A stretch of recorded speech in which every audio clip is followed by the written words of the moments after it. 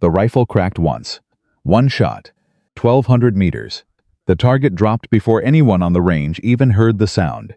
Every soldier froze. General Robert Hayes, 4 stars. 40 years of war slowly lowered his field binoculars. His jaw tightened. His hands went still. Because the man behind that rifle wasn't a soldier. He was a technician. A quiet. Nobody single father who packed lunches and fixed scopes for a living. And the emblem hidden inside that rifle case? It didn't just silence an entire military base. It nearly brought a 4-star general to his knees. Drop a comment with your city. I want to see how far this story travels. And if you haven't subscribed yet, hit that button. You won't want to miss what comes next. The morning General Robert Hayes arrived at Fort Ravenhill Precision Training Center. The sky was the color of old concrete, gray, flat, and indifferent. A cold wind moved across the open range. It carried the smell of gun oil, fresh-cut grass, and something else, something older, the kind of smell that older soldiers recognized and younger ones hadn't yet earned the right to name. The general's motorcade pulled through the main gate at 700 hours exactly. 3 black SUVs. Motorcycle escorts. The kind of arrival that told everyone on base that this was not a routine visit. This was an evaluation. This was Judgment Day. Soldiers who had been lounging in the break room suddenly found reasons to stand straighter. Officers who had been half asleep snapped to attention. Instructors who had been running casual morning drills began barking commands with a sharpness they hadn't used in months. Word spread through Fort Ravenhill, the way word always spreads through military installations, fast. Slightly distorted and impossible to stop. The general's here. Hayes is here. 4 stars. Personal inspection. The real thing. By the time the motorcade reached the main shooting range, every officer, every instructor, and every soldier assigned to the evaluation detail was standing in a crisp, immaculate line. Boots polished. Uniforms pressed. Expressions carefully arranged into something between pride and controlled fear. General Robert Hayes stepped out of the lead SUV. He was 61 years old, 6 feet tall. His face was the kind of face that had been cut by wind and hardened by decisions that never appeared in any public report. He wore 4 stars on his collar, the way some men wore wedding rings, not for show, but because they had become part of who he was, part of his skin. He didn't greet anyone immediately. He walked, slowly, deliberately. His eyes moved across the range, the way a man's eyes move when he's reading a document he's read 100 times before, checking for something that doesn't belong. His aide, Captain Morrison, walked half a step behind him, clipboard in hand, mouth already open to begin the morning briefing. Sir, we have 12 candidates today for the advanced long-range qualification. Who's that? Hayes had stopped walking. Morrison stopped too. Sir? The general nodded toward the far end of the range, away from the candidates, away from the line of polished boots and pressed uniforms, standing alone beside a long metal equipment table, his back partially turned to the approaching general, was a man in civilian clothing, dark work pants, a plain gray jacket, no insignia, no reason, by all appearances, to be standing anywhere near a military evaluation. The man was bent over an open rifle case, his hands moving with quiet efficiency across the components of a precision rifle system. He wasn't rushing. He wasn't performing. He was simply working the way a craftsman works when no one is watching, which is to say, with the kind of focused, unhurried attention that can only come from having done something so many times that it no longer requires thought. That man, Hayes said, in the civilian clothes. Who authorized him to handle military equipment? Morrison glanced at his clipboard. That would be Ethan Walker. Sir, he's a civilian weapons technician contracted to the facility. He maintains and prepares the rifle systems for a technician. Yes. Sir. Hayes watched the man for another moment. Then he started walking toward him. Ethan Walker was 38 years old, though most people, if pressed, would have guessed 43 or 44. Not because he looked unhealthy, because he looked used. The way certain tools look after years of work worn at the edges, but undeniably solid. His hands were steady. His shoulders were square, without any visible effort to make them so. His eyes, when he looked up and saw a four-star general approaching him with the weight of the entire military establishment behind him, registered nothing more than mild acknowledgement. He set down the scope adjustment tool he was holding. "Morning," he said, simply. General Hayes stopped 2 feet away. He looked at the rifle. He looked at the man. He looked at the rifle again. "You're a civilian technician." "Yes, sir. And you're handling a military-grade precision rifle system on an active evaluation range. Preparing it, sir, for the candidates. Standard pre-evaluation check. The system was reporting inconsistent 0 from yesterday's session. I'm correcting it." Hayes looked at the rifle more carefully. It was a 0.338 Lapua Magnum configuration. Bolt action. Long barrel. The kind of rifle that required not just technical knowledge, but genuine understanding of the physics involved. The scope alone was worth more than most civilians earned in 3 months. What was wrong with it? Ethan glanced back at the rifle. Scope mounting screws backed off. Maybe a quarter turn on each. Enough to cause drift at anything past 800 meters. Also found a slight burr on the bolt face that was affecting primer seating. I smoothed it out.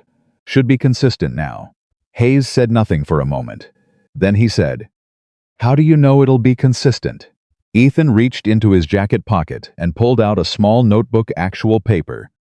Actual pencil marks, not a digital device. He opened it and handed it to the general. Inside were measurements, calculations, notations in a handwriting that was precise and economical. Ran 5 test cycles dry.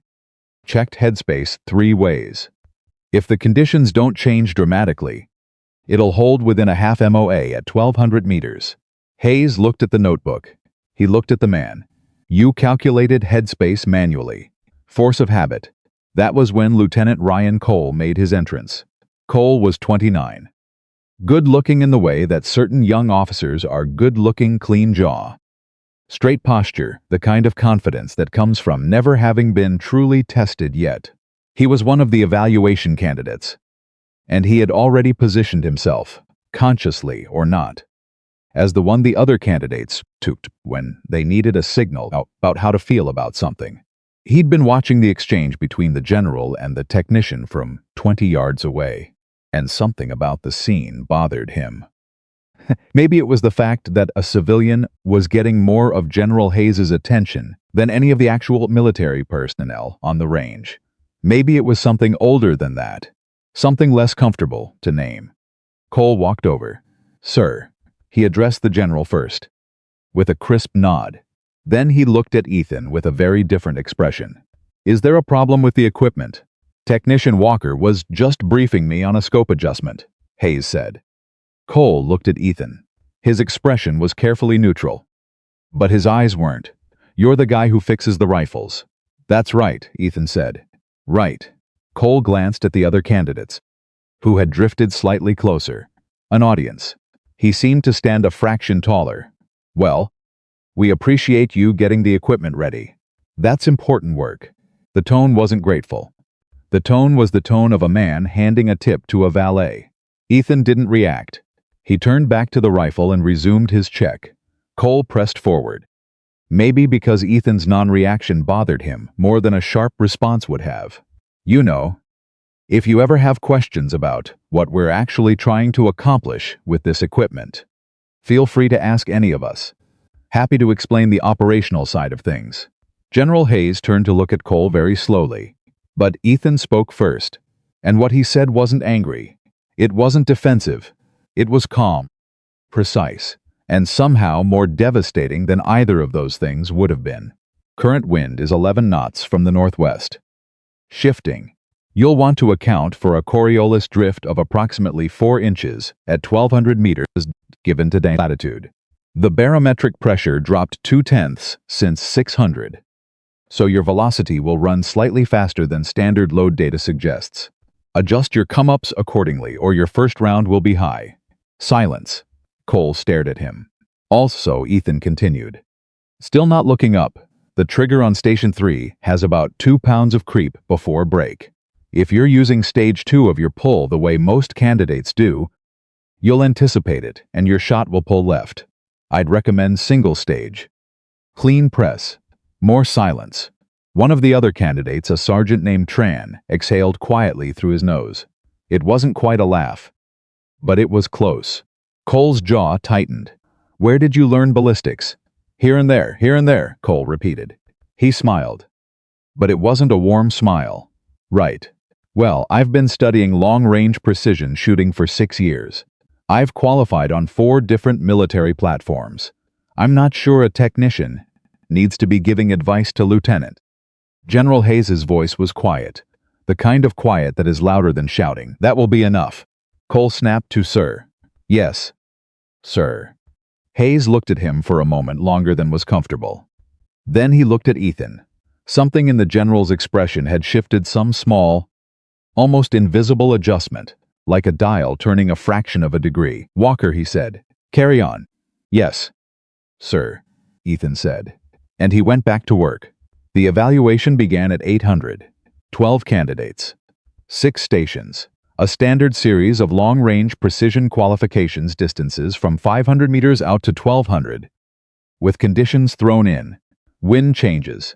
Time pressure. Positional shooting. The kind of course designed to find the edges of a shooter's ability and then push past them. General Hayes observed from the elevated command platform, flanked by his aide and 2 senior instructors. He watched through his binoculars. He took no notes. He didn't need to. He had been reading shooters for 40 years. And what he saw in the first 30 minutes told him most of what he needed to know. The candidates were good. Some of them were genuinely good, technically sound. Composed under pressure, capable of the kind of performance that would serve them well in the field. Cole was the standout. There was no question about that. He shot with confidence and precision, his fundamentals clean, his adjustments quick. He was exactly the kind of shooter that selection boards looked for, the kind of young officer who understood that performance was its own argument. But Hayes kept glancing toward the equipment table at the far end of the range, where Ethan Walker sat on a folding metal chair, eating a sandwich from a paper bag, watching the shooting with the quiet attention of a man who has nothing to prove and nowhere else to be. The malfunction happened at 1040 hours. It happened to a corporal named Reyes Young. Promising, visibly nervous all morning. His rifle locked up mid-string. Not a simple stoppage. A genuine mechanical failure the bolt carrier had seized in a way that had the instructors puzzled. The range safety officer called a halt. 2 instructors leaned over the rifle, working at it, talking quietly to each other with the controlled urgency of men who don't want to admit they're not sure what they're looking at. General Hayes checked his watch. 4 minutes passed. Then Ethan Walker set down his paper bag, stood up from his folding chair, and walked over. He didn't ask permission. He didn't announce himself. He simply walked to the station, looked at the rifle, looked at the instructors, and said quietly, "May I?" The instructors looked at each other. One of them, an experienced master sergeant named Briggs, who had been around long enough not to care about ego when equipment was down, stepped back and said, "Have at it." Ethan picked up the rifle. He didn't examine it frantically. He held it the way a doctor holds a wrist when checking a pulse, with patience, with attention, with the expectation that the answer would present itself if he was quiet enough to hear it. 30 seconds. He found it, carbon fouling in the gas key, combined with a slightly oversized bolt gap. The system's been running hot, probably the previous session. This isn't a field fix, but I can clear it enough to finish the qualification. He looked at Briggs. Your call. Briggs nodded. Do it. Ethan worked for 90 seconds, not frantically, not slowly, precisely. When he set the rifle back down and ran the bolt 3 times in smooth, clean cycles, there was a sound in the air, not quite a collective exhale, but something close to it. Should hold for the rest of the string, Ethan said. Get it to the armorer tonight. He walked back to his folding chair. He picked up his sandwich. He took a bite. Lieutenant Cole watched all of this from his station. His expression was difficult to read, which usually meant a person was working hard to keep it that way. After the qualification ended and the candidates were released for a break, Cole walked toward Ethan with the deliberate pace of a man who has decided to have a conversation whether the other person wants one or not. "Okay," Cole said. He crossed his arms. "Where did you actually serve?" Ethan looked up. "I didn't say I served." "No." "But you know things that people who haven't served don't?" "No. The ballistic call this morning. The way you handled that rifle. You moved like he stopped. Pressed his lips together. Started again. You don't move like a technician. I move like a man who knows his job," Ethan said. "That's all. Come on." Cole's voice had shifted. The performance was gone, replaced by something that might have been genuine curiosity. Gas key fouling, plus bolt gap. That's not standard troubleshooting. That's the kind of diagnostic that takes years of field experience. Who taught you that? Ethan was quiet for a moment. "The rifle," he said finally. Cole frowned. "What?" "The rifle taught me. You spend enough time with something. It tells you what's wrong. You just have to learn how to listen." Cole stared at him for a long moment. Then he uncrossed his arms. Some of the performance had dropped out of his posture. He looked. For just a moment. Like a young man who wasn't sure what he was looking at and was honest enough with himself to admit it. "Why are you here?" Cole asked. "You could work anywhere. Private sector would pay you 3 times what a government contract pays." "My daughter's school is 20 minutes from here," Ethan said. Cole blinked. "That's it?" "That's enough," Ethan said.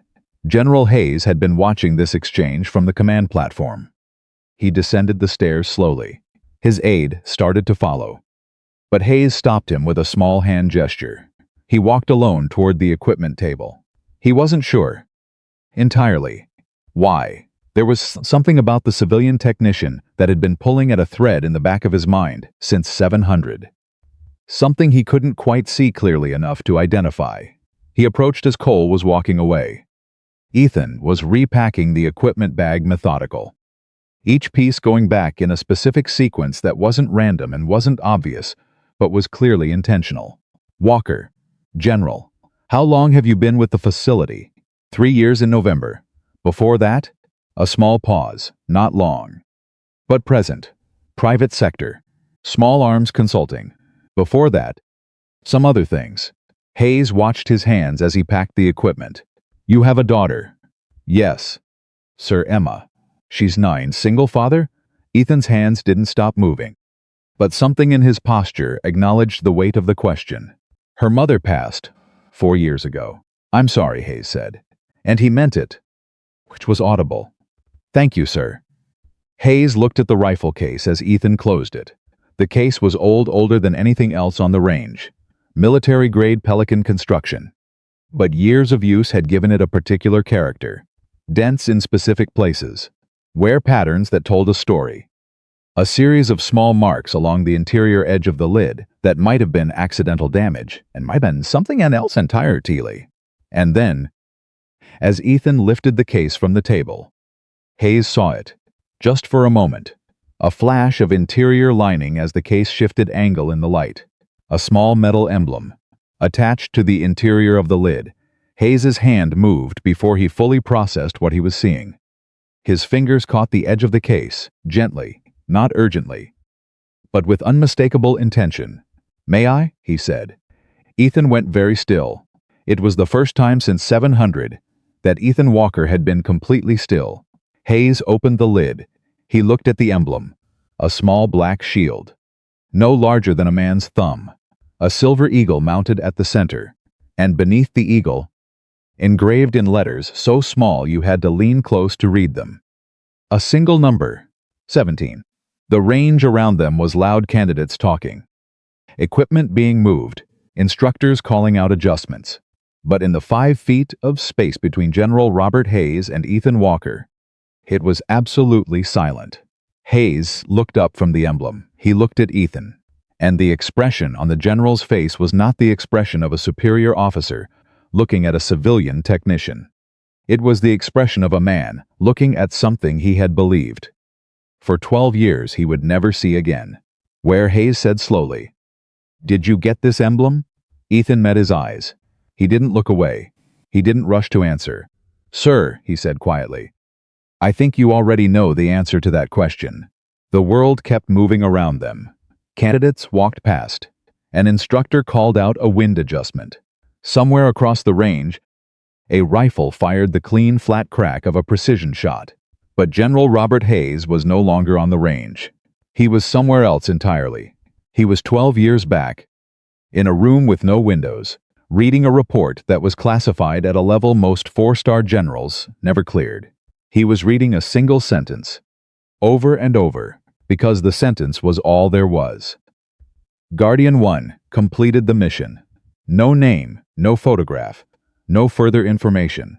Just the sentence and the knowledge of what the mission had cost and what it had saved, and the quiet, enormous weight of a debt that the United States military owed to a man it had agreed, officially and irrevocably, to forget. Hayes set the case back on the table. His voice, when he spoke again, was not the voice of a commanding general. It was the voice of an older man, carrying something very heavy for a very long time. "You were supposed to be gone," he said. Ethan looked at him steadily. "I am gone, sir. I've been gone for 12 years. The man you're thinking of, he doesn't exist anymore. There's just a weapons technician, with a daughter and a 20-minute commute." "That's not true," Hayes said. "And both of us know it." Ethan was quiet. Then, very quietly, he said, "Does it matter? Does any of it still matter?" Hayes picked up the case again. He looked at the emblem one more time. He thought about the report. He thought about the men who came home because of the single sentence that was all that remained of a man who had been worth so much more than a single sentence. "Yes," Hayes said. "It matters." He set the case down and straightened his jacket. "It always mattered," he said. "We just weren't allowed to say so." From the far end of the range, Lieutenant Ryan Cole watched the general and the technician standing together over the rifle case. He couldn't hear what they were saying, but he could see their faces, and for the first time that morning, Ryan Cole felt the particular discomfort of a man who realizes he may have been looking at the world through the wrong end of a scope. Whatever the civilian technician was, Cole thought, he was not what Cole had decided. He was at 700 hours.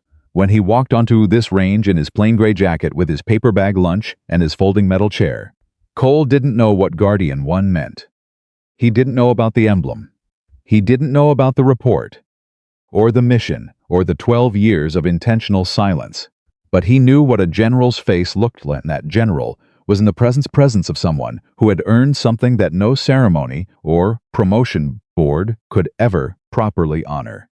He'd just never expected to see that face directed at a weapons technician eating a sandwich. And that, Ryan Cole thought, standing alone in the middle of a military range with the cold morning wind moving across his face, said everything about what he still had to learn. Ethan Walker drove home that afternoon at 4:15 p.m. He drove the same route he always drove. He stopped at the same grocery store he always stopped at. He bought the ingredients for the pasta dinner that Emma had requested, because it was Tuesday, and Tuesday was pasta night. And some routines are more important than others. He picked Emma up from after-school care at 5:30.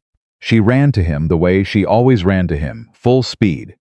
No hesitation, trusting completely that he would be there, and that he would catch her. He caught her. "How was your day?" "Bug?" he asked. "Good," she said. "We learned about ecosystems. Did you know that some trees communicate through their roots?" "I did know that," he said. "What do you think they say to each other?" She thought about this seriously, the way 9-year-olds think about things that adults have learned to dismiss. Probably stuff like, "Hey, there's water over here, and I'm cold. Lean toward the sun." He buckled her into the back seat. He got behind the wheel. He drove home. He didn't tell her about General Hayes. He didn't tell her about the emblem, or the quiet conversation on the range, or the way 12 years of carefully constructed ordinary life had shifted slightly on its axis in the space of an hour. He just drove home, and made pasta, and helped with homework, and when Emma fell asleep at 9:00, curled on her side, one arm around the stuffed dog she'd had since she was 3. Ethan sat in the chair by her door for a long time. He looked at his daughter. He thought about the report. Guardian 1 completed the mission. He thought about what it had cost. He thought about what it had saved. He reached into his jacket pocket and felt the small metal emblem that he had moved from the rifle case to his pocket. Sometime during the drive home. He didn't look at it, he just held it. Felt the edges. The number. 17. After a while, he put it back in his pocket. He stood up. He turned off the light, and in the darkness of his daughter's doorway, Ethan Walker, who had once been something else entirely, in a world that had agreed to forget him, stood still for a moment and listened to the sound of her breathing. Then he went to bed. Because tomorrow morning, Fort Ravenhill would open at 700, and the rifles would need to be ready. The next morning came, the way mornings always came at Fort Ravenhill, without ceremony, without warning, and without any particular concern for the people it found still carrying the weight of the day before. Ethan arrived at 640, 20 minutes before he needed to. He always arrived 20 minutes before he needed to. Not because anyone told him to. Because the rifles needed time. They needed to breathe in the morning air, to settle to ambient temperature before a shooter asked them to perform.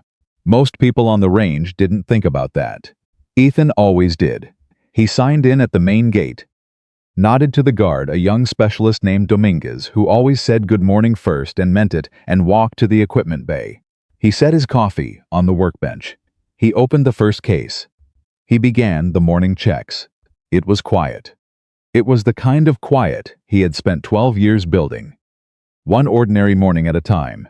He had learned, slowly and sometimes painfully, to stop treating silence like something that needed to be filled. Emma had taught him that. She would sit beside him for an hour, without speaking, working on drawings or reading, perfectly content in the space between words. She had more wisdom in her 9 years than most adults he had known in his entire military career. He was halfway through the third rifle when he heard footsteps behind him. He knew the footsteps before he turned around. There were people whose footsteps you learned, not because you a conscious effort to learn them, but because some part of your brain filed them away automatically, the way it filed the sound of a rifle's action or the particular crack of a shot at distance. General Robert Hayes had the footsteps of a man who had spent 40 years deciding where to walk, and had never once been uncertain about any of those decisions. Ethan set down the cleaning rod. "General," he said, without turning. "Walker." Hayes came to stand beside the workbench. Not across it, beside it, which meant he hadn't come as a superior officer. He'd come as something else. "How long have you known I was going to come back?" "Since yesterday afternoon," Ethan said. "About the time you looked at the emblem the second time. You were watching. I'm always watching." He picked up the cleaning rod again. "Coffee's on the left side of the bench if you want it. There's a spare mug on the hook." Hayes looked at the mug. He looked at the coffee. He poured himself a cup, which was, Ethan thought, probably the first time in 20 years a 4-star general had poured his own coffee from a workbench thermos in an equipment bay. He wrapped both hands around the mug the way men do when the coffee is secondary and the warmth is the point. "I pulled the file last night," Hayes said. Ethan didn't answer. "The real file. Not the summary. Not the redacted version that gets reviewed every 5 years and put back in the archive." He paused. "The original, and?" Ethan said. "And I read it again for the first time 8 years. Another pause. "Longer. You were 26 years old. I know how old I was. You were 26 years old and you were alone. Behind enemy lines with a rifle you'd been carrying for 19 hours through terrain that Hayes stopped. The men you saved. Some of them have families now. Kids, careers, lives." "Good," Ethan said simply. "That's what I wanted, Ethan." It was the first time Hayes had used his first name. It landed differently than the rank and surname. It landed like something personal, which was exactly what it was. You were supposed to receive the Medal of Honor. The cleaning rod went still. For exactly 3 seconds. The equipment bay was completely silent. Then Ethan set the rod down with the particular care of a man who is making sure his hands have something to do, so he doesn't have to think about what to do with them. "I know," he said. "The ceremony was being planned," Hayes continued. "The paperwork was drafted. The president's office had been briefed, and then you? I asked them not to. Ethan's voice was steady. I requested that the recognition be declined. Officially. In writing. I know that too. What I never understood was why. Hayes set his coffee mug down. The file doesn't explain it. The request is there, one page. Your signature, no explanation beyond personal circumstances. No one ever pushed back because the mission itself was so classified that the fewer people involved in any proceedings, the better. He looked at Ethan directly. But I'm asking now. Why? Ethan was quiet for a long moment outside. The range was beginning to wake up. He could hear the first vehicles pulling into the parking area. Voices. The distant sound of equipment being moved. Sarah was sick, he said finally. My wife. She'd been sick for 8 months by the time I came back from that mission. We didn't know it yet. The doctors were still running tests. Still using words like monitoring and watchful waiting. But I knew, he looked at his hands. I knew the way you know things that you can't prove and can't afford to say out loud, because saying them makes them real. Hayes waited. A Medal of Honor ceremony means your face on every news channel in the country. It means your name in every paper. It means reporters on your doorstep and cameras at your family, and 18 months of being a public figure, whether you want to be one or not. Ethan picked up the cleaning rod again, turned it over in his hands. Sarah didn't need that. Emma was 2 years old. I wasn't going to spend whatever time my family had left standing in front of cameras explaining a mission I couldn't even talk about in full. He looked up, so I said no. And then I got out. And that was the right call. And I'd make it again today. The silence that followed was not empty. It was full of something that Hayes seemed to be deciding whether or not to say. She passed 4 years ago, Hayes said. Not a question. Breast cancer, Ethan said. She was 33. Hayes closed his eyes for a moment. Just a moment. Then he opened them again. I'm sorry. And the word son, offered quietly by a 61-year-old general to a 38-year-old man who hadn't been called that by anyone in a very long time, did something complicated to the air between them. Ethan nodded once. A small, contained nod, the kind that says I received that. And thank you. And I'm going to put it somewhere safe before I respond to it because I'm at work. And I'm not going to lose my composure in an equipment bay at 700 hours. She would have hated the cameras anyway, he said, after a moment. His voice was not quite steady. But it was close. She was a 4th-grade teacher. She cared about the kids who couldn't read yet. She didn't care about medals. Hayes picked up his coffee mug again. Emma, he said. She know anything about any of this? She knows I was in the military. She knows I left when she was little because my wife needed me. She knows I work on rifles because I'm good at it. A pause. She doesn't know about the mission. She doesn't know about the designation. She knows me as Dad. That's exactly what I want. Hayes nodded slowly. He turned the mug in his hand. She's 9. She's 9 going on 47. Reads 3 grade levels ahead. Has opinions about current events that would embarrass most adults. Last week she informed me that my approach to grocery shopping lacked strategic planning. A small smile crossed Ethan's face. Brief and genuine and completely different from any expression he'd shown anyone on the range the day before. She's right. By the way, I shop without a list. Hayes almost smiled. Almost. She sounds like her father. She's better than her father, Ethan said. And the certainty in his voice was the most absolute thing he'd said since Hayes had arrived. Not pride, something deeper than pride. Something that sounded like a man who had organized his entire life around a single, unshakable conviction. Hayes put his mug down. He looked at the row of rifles on the workbench. He looked at Ethan's hands, steady, capable, completely at home with what they were doing. Then he looked at the old rifle case, standing against the wall behind the bench, the one with the emblem. I have a question, he said, and I want you to answer it honestly. I'll try, Ethan said. Do you miss it? Long pause. Which part? Ethan said. Any of it. Ethan put down the cleaning rod. He turned to look directly at Hayes for the first time in the conversation, and the look on his face was the look of a man who has asked himself that question so many times, in so many quiet moments, that he no longer flinches at it. Yes, he said, Sometimes.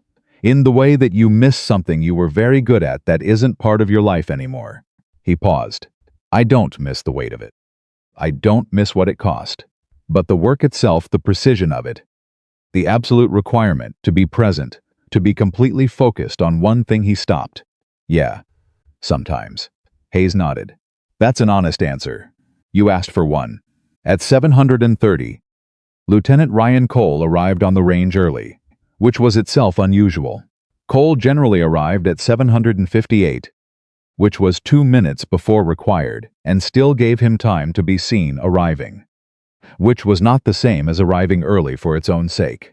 But this morning he was at the range at 730, and he was carrying 2 cups of coffee from the facility break room, and he was walking toward the equipment bay with the look of a man who has rehearsed something in his head and is now committed to delivering it before he loses his nerve. He stopped in the doorway. He saw General Hayes. He stopped walking entirely. Sir! He snapped to attention. 1 cup of coffee in each hand, which was an awkward combination. At ease, Lieutenant, Hayes said.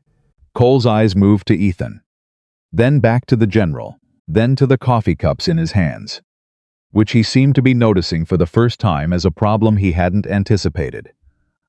He started. He looked at Ethan. I owe you an apology. From yesterday. Ethan looked at him. The comment about leaving the shooting to people who actually serve, Cole said. That was wrong. It was disrespectful. And it was based on an assumption I had no business making. He paused. I apologize. Ethan regarded him for a moment. Accepted, he said. It was 2 syllables, but the way he said it, without performance, without satisfaction, without any of the warmth or the ice that would have made the moment about Ethan's reaction rather than Cole's action, was somehow more significant than a longer response would have been. Cole held out one of the coffee cups. I brought this for. He stopped trying to explain it. It's coffee. I thought you might want coffee. Ethan took it. Thank you. Cole looked at him for a moment. Then he looked at the general. Then he looked at the rifles on the bench. He seemed to be reassembling something internally, fitting pieces into a picture that had rearranged itself overnight. Sir, he said to Hayes. Carefully. Is there something I should know about Mr. Walker? Hayes looked at him. Then he looked at Ethan. Ethan's expression was neutral. Not a permission and not a refusal. Simply neutral. There are things about Mr. Walker, Hayes said quietly, that are above your current clearance level, Lieutenant. What you need to know is this. You will extend this man every professional courtesy you would extend to any senior officer. You will not question his presence on this range. You will not question his judgment on matters of equipment or technique. Are we clear? Cole blinked once. Yes, sir. Good. Hayes picked up his mug again. Now get on the range. You've got a qualification to run. Cole looked at Ethan one more time. Ethan was already back to work on the rifles. Cole nodded, not a military nod, just a man's nod, one person to another, and went to the range. Hayes watched him go. He's good, Hayes said quietly, when Cole was out of earshot. Young, but good, he'll learn. He came with coffee, Ethan said. He's already learning. The qualification runs began at 800, and Hayes stayed on the range for all of them, which he had not originally planned to do. He'd scheduled a departure for 900 other facilities. Other evaluations, the relentless calendar of a man whose time was never fully his own. But he told Captain Morrison at 755 to push the departure back. And Morrison, who had been General Hayes's aide for 3 years and had learned not to ask certain questions, simply adjusted the schedule without comment. Hayes watched the shooters, but he also watched Ethan. Because he had spent the previous night reading a file that described a human being in the particular sterile language that classified documents use to describe human beings' distances and wind speeds and trajectory calculations, and confirmed neutralizations and the cold arithmetic of who lived and who didn't because of a 26-year-old man on a ridgeline with a rifle at 2 in the morning. And now he was watching that same man 12 years older, quieter, smaller in some ways and larger in others, sit in a folding metal chair with a cup of donated coffee, watching other people do the thing he had once been extraordinary at doing, without envy, without nostalgia, without any of the things you'd expect. Just watching. At 920, one of the candidates, the young Corporal, Reyes, whose rifle had failed, the day before, stepped up to the 1200-meter station. It was the final evolution, the hardest distance. The one that separated candidates who were technically skilled from candidates who could actually perform under conditions that were not technically ideal. Reyes looked scared. He was trying not to show it. And he wasn't doing a perfect job. From the command platform, Hayes watched him settle into position, watched him take his first breath, watched the slight hesitation in his body that happened when a shooter's brain is generating more information than the shooter knows what to do with. At the equipment table, Ethan Walker set down his coffee. He stood up. He walked to the edge of the range. Just outside Reyes's peripheral vision, just close enough to be present without being intrusive. He said nothing. He just stood there. And Reyes, who couldn't see him, but whose peripheral vision registered a presence, a stillness, a kind of quiet that had nothing frantic in it, seemed to settle. The tension in his shoulders dropped 3 millimeters. His breathing evened out. His first breath became a second breath, and the second breath became the exhale. And in the natural pause at the bottom of the exhale, he pressed the trigger. The shot broke clean. A moment later, the target marker at 1200 meters confirmed the hit. Center. Edge of center. But center. Hayes lowered his binoculars. From the platform, he watched Ethan give Reyes a single small nod, the kind that says you did that, and then return to his folding chair and pick up his coffee. Reyes looked over his shoulder. He saw the nod. He looked at the target marker. He looked at the nod again. And something happened in his expression that was not quite pride and not quite relief, but contained elements of both, mixed with something harder to name. The particular feeling of a young person realizing, for the first time, that they might actually be capable of the thing they came here to do. Hayes made a small mark in the notebook he was keeping in his jacket pocket. Not a formal notation, just a mark. At noon, Hayes found Ethan eating lunch alone at the far end of the equipment area, the same paper bag, the same deliberate quiet. He sat across from him, without asking permission, because by this point they had moved past the part of their conversation where permission was required for that. "I want to offer you something," Hayes said. "You're about to tell me no before you hear it," Ethan said. "Try me." Hayes leaned forward slightly. "There's a new tactical training initiative. Joint service, long-range precision, equipment integration, field diagnostics under operational conditions. The program needs a lead instructor for the technical track. Not theoretical practical. Someone who has actual field with the material. Not just range experience." He paused.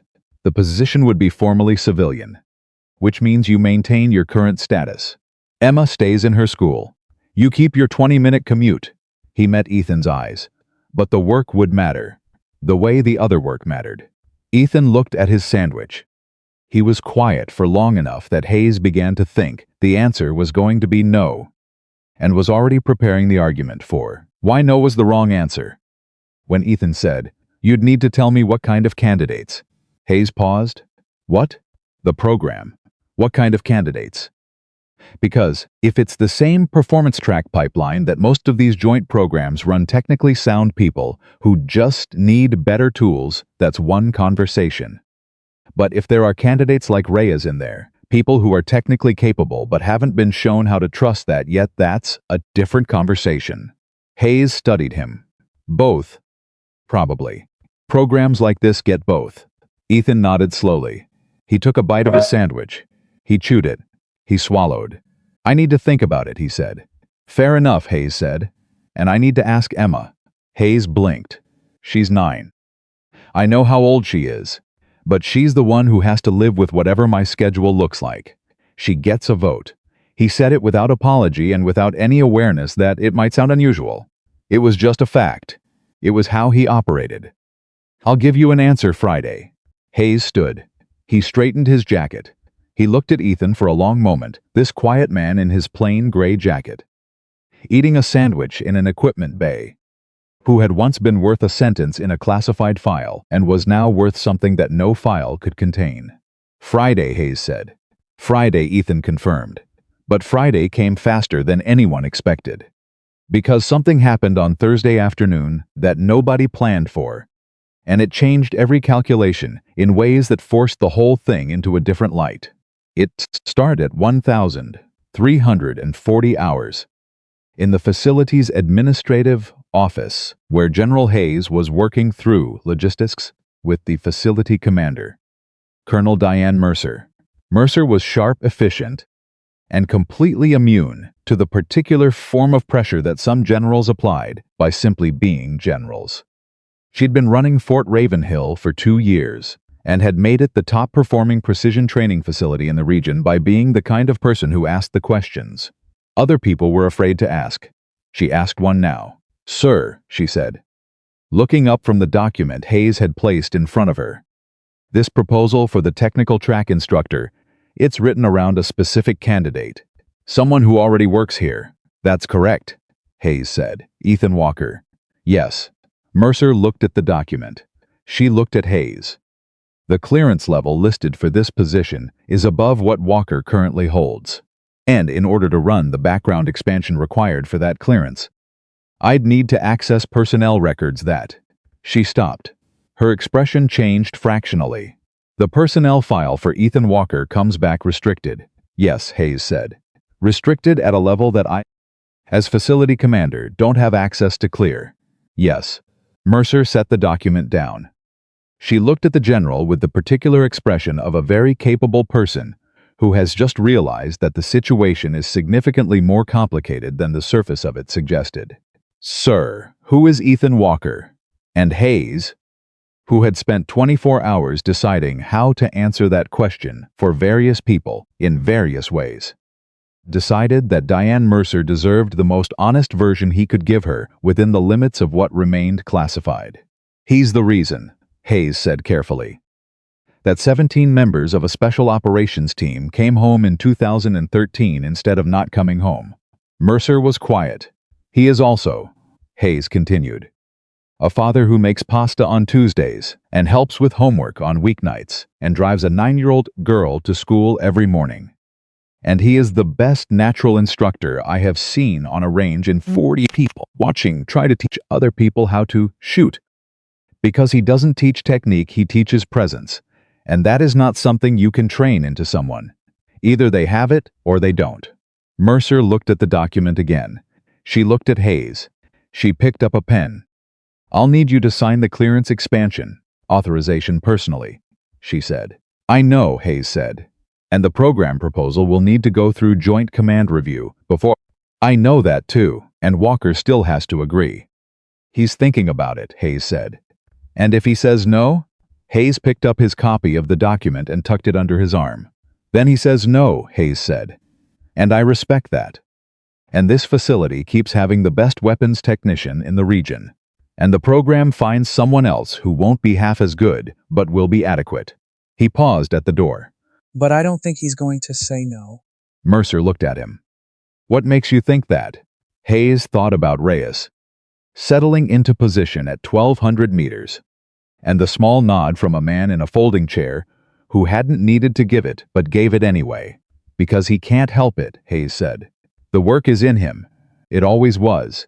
He just needed a reason that was worth it." He walked out. At 3:15 that afternoon, Ethan's phone buzzed in his pocket.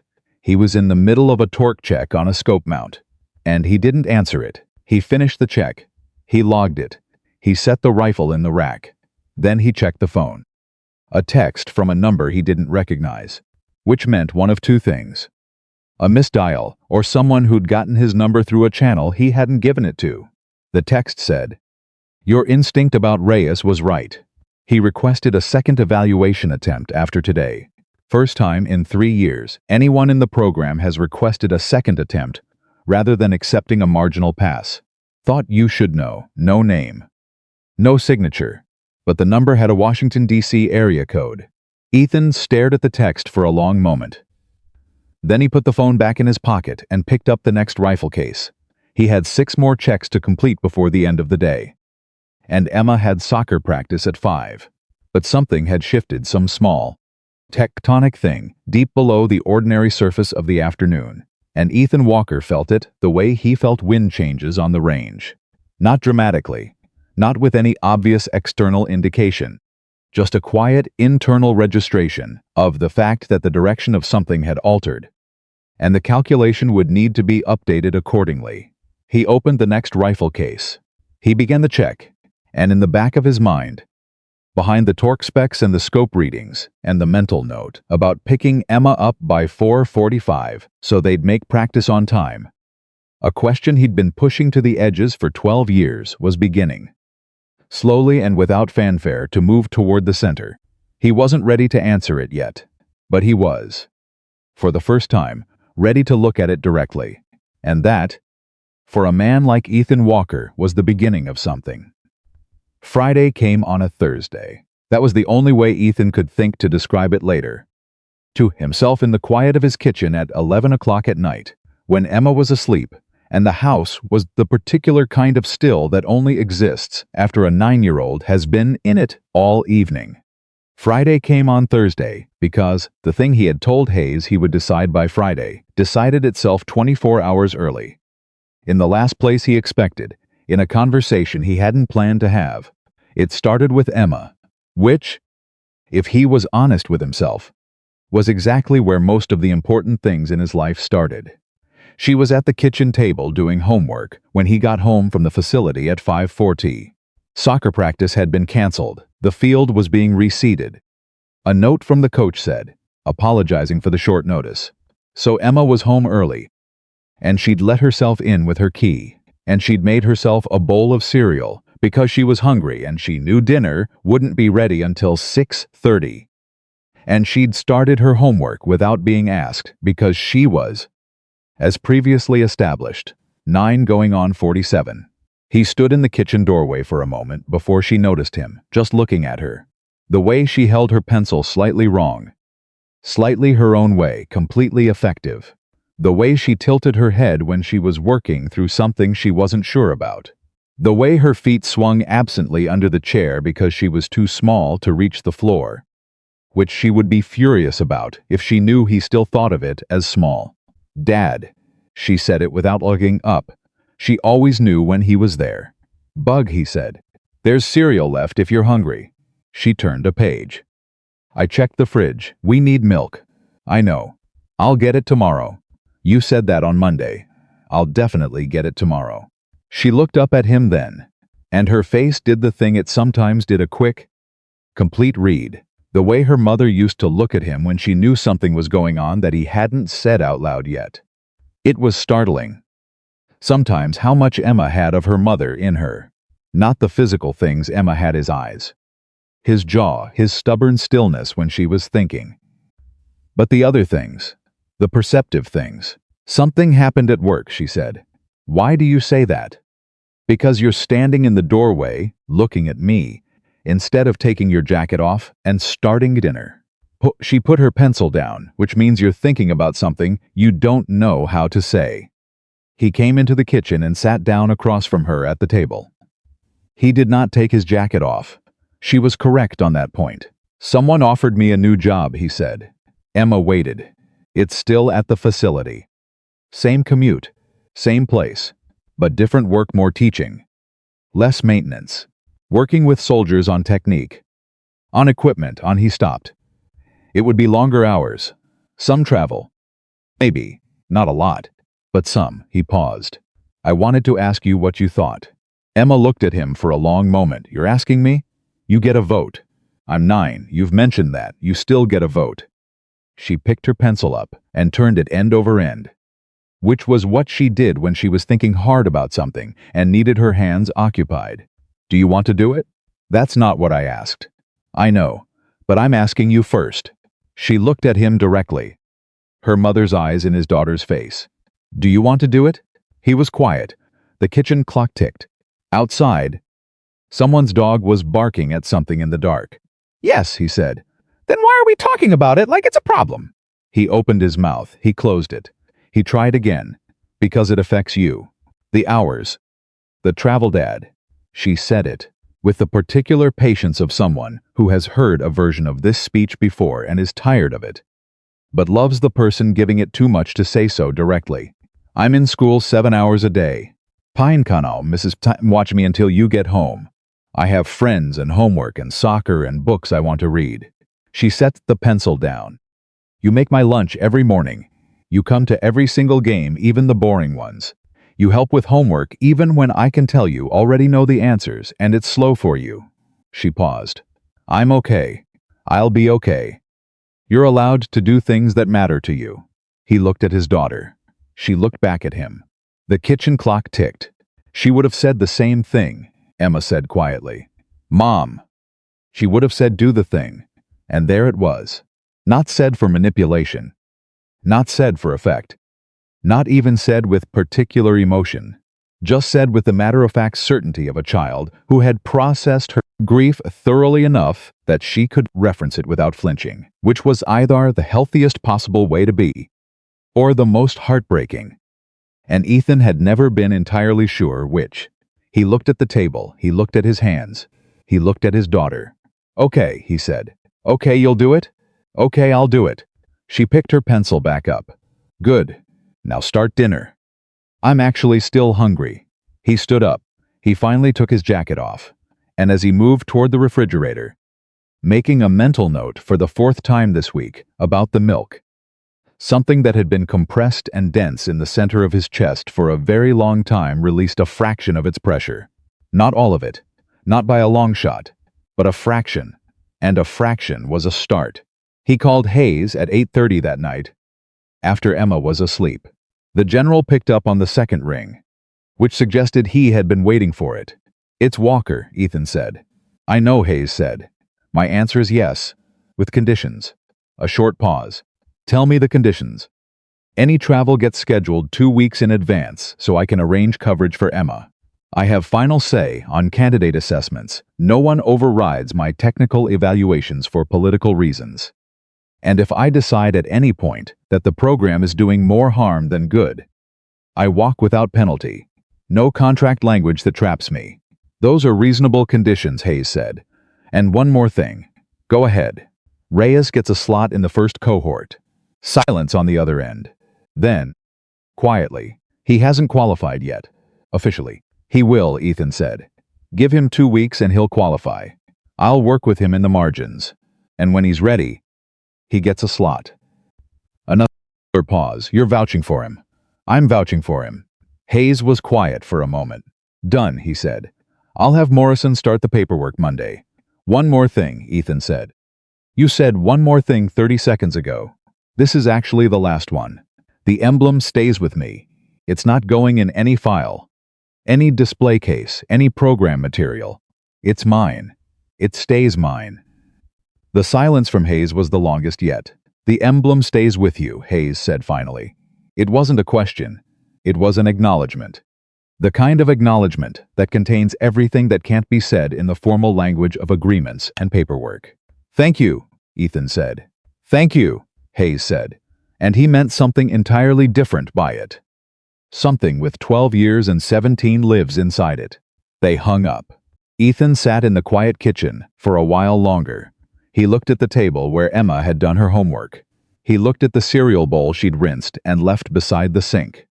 He looked at the refrigerator that didn't have enough milk. Then he went to bed. He slept better than he had in a long time. He wasn't sure what to make of that yet, but he noted it. The way he noted everything that didn't fit the pattern he expected. Carefully, without immediate conclusions, willing to wait and see what it meant. It usually meant something. It almost always meant something. The first Monday of the new program was 3 weeks away, which meant Ethan Walker had exactly 3 weeks to figure out who he was going to be when he walked into that room. He was reasonably confident it would be enough time. He was completely wrong about that, but that was still 3 weeks away. For now, there was Monday morning at the facility, and the rifles that needed checking, and a specialist named Dominguez who always said good morning first. Some things don't change. Some things don't need to. The ones that do let you know, in their own time. The first thing that changed was the way people looked at him. He noticed it the Monday after Hayes's visit. Not a dramatic shift, not people saluting or stepping aside. Nothing cinematic, just a subtle, incremental adjustment in the way eyes tracked him when he moved through the facility. The way conversations paused a half-second when he entered a room. The way instructors who had previously looked through him now looked at him, with a particular expression of people who know they're missing information and aren't sure how to ask for it. He knew what had caused it. Hayes had clearly said something to someone, and that someone had said something to someone else. And in the way of all military installations, the shape of the rumor had spread faster than any fact could have. Nobody knew what they were looking at, but they knew they were looking at something. Cole was the one who handled it most directly, which surprised Ethan and probably shouldn't have. It was 7:15. Tuesday morning, 8 days after Hayes's visit. Cole was on the range early again, a new habit. Ethan had noticed running dry practice on his own time, before the day's formal schedule began. He saw Ethan and walked over immediately. "Can I ask you something?" Cole said. "You're going to either way," Ethan said. "Fair." Cole stood with his arms crossed. The posture of someone who has decided to be straightforward because the alternative requires too much energy. The other instructors are talking. Nobody knows what to say or think. There's a rumor that you have some kind of classified history. There's another rumor that the general personally requested you for a new program. There's a third rumor that you're actually some kind of government evaluator sent to assess the facility. Ethan didn't react. "What do you think?" "I think I don't know enough to think anything useful. Which is why I'm asking you directly instead of speculating with people who know even less than I do." Ethan was quiet for a moment. Then he said, "What do you actually need to know? Not what's interesting. What do you actually need?" Cole censored this. It was a genuinely different question from what he'd expected, and it required a genuinely different kind of thinking. He uncrossed his arms. "I need to know if you're going to be working with us, going forward. Because if you are, I want to know how to introduce you to candidates without making it weird. And if you're not, then none of the rest of it matters much." Ethan nodded. "I'm going to be working with the program, starting in 3 weeks. Technical instruction. Equipment. Diagnostics field application." Cole processed this. "And the other stuff? The classified history? Not mine to share. Not mine to know?" "Not yet," Ethan said, which was a different answer from no. Cole seemed to understand the distinction. He nodded. Then he said, "Can I ask you something else? Something that isn't about any of that?" "Go ahead," Reyes asked. "To work with you. Privately. Before the evaluation period. He said something you did at the 1200-meter line changed something for him. He couldn't explain it exactly. He just asked if there was any chance." Ethan looked toward the range. "Tell him Wednesday afternoon. 1,500 hours. Equipment bay. We'll work dry first. No rounds. No pressure. Just positioning and breath." Cole blinked. "Just like that? He's ready to learn. That's the only criterion I have." Cole was quiet for a second. Then, with the slightly uncomfortable expression of a person saying something they mean but aren't used to saying, he said, "I think I misread you completely when you first walked on this range." "You did," Ethan said. "Not unkindly. Just accurately. I'm sorry. You already apologized." "I know. I'm doing it again because the first time I didn't fully understand what I was apologizing for." Cole met his eyes. "Now I have more information, and I'm sorrier than I was before." Ethan looked at him for a long moment, and then, for the first time since Cole had walked onto this range 10 days ago with a smirk and a comment about leaving the shooting to people who actually served, Ethan Walker offered him something. Not forgiveness that had already been given, freely and without conditions. Something different, something harder to earn. He offered him a beginning. "You've got decent fundamentals," Ethan said, "but you're rushing your natural respiratory pause. Your body is giving you the perfect window, and you're firing a half-second early because you're impatient." He picked up a rifle from the bench. "Wednesday. Same time as Reyes, if you want." Cole looked at the rifle. He looked at Ethan. I qualified expert on this platform, I know. There's still room. Ethan set the rifle down. There's always room. Cole was quiet for a moment, then he nodded. Wednesday, he said. Wednesday, Ethan confirmed. Wednesday at 1,500 hours. Both Reyes and Cole showed up, which Ethan had expected.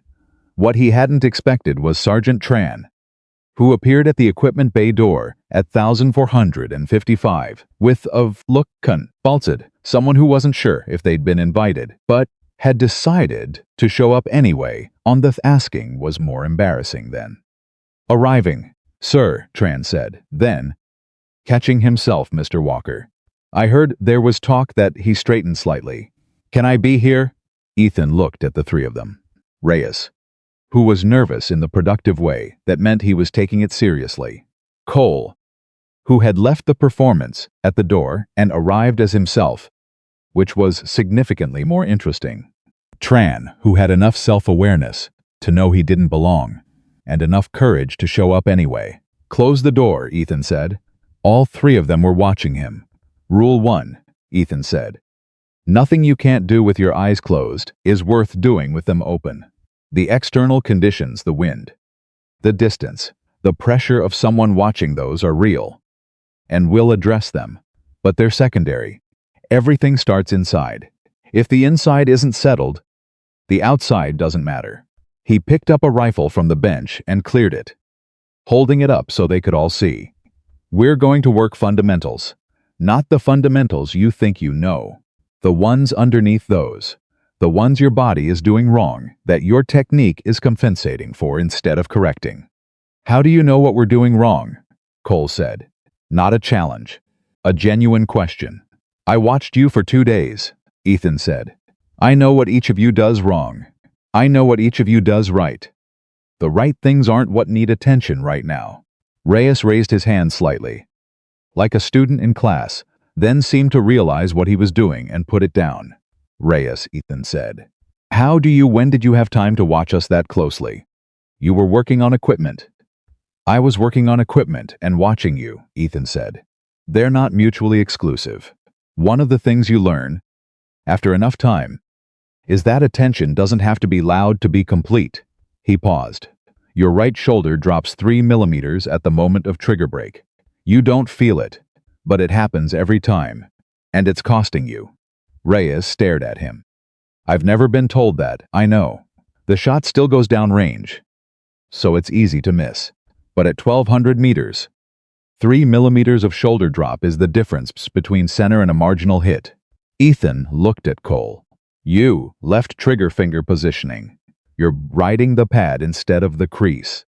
You feel more control with the pad, but you're introducing lateral variation you don't know is there.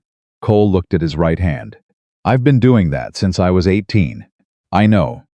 It's the hardest kind to fix because it's been reinforced for years. He looked at Tran. Your first breath in firing position is too deep. You're trying to relax, which is correct, but you're overshooting. You need 80% of a full breath, not 110.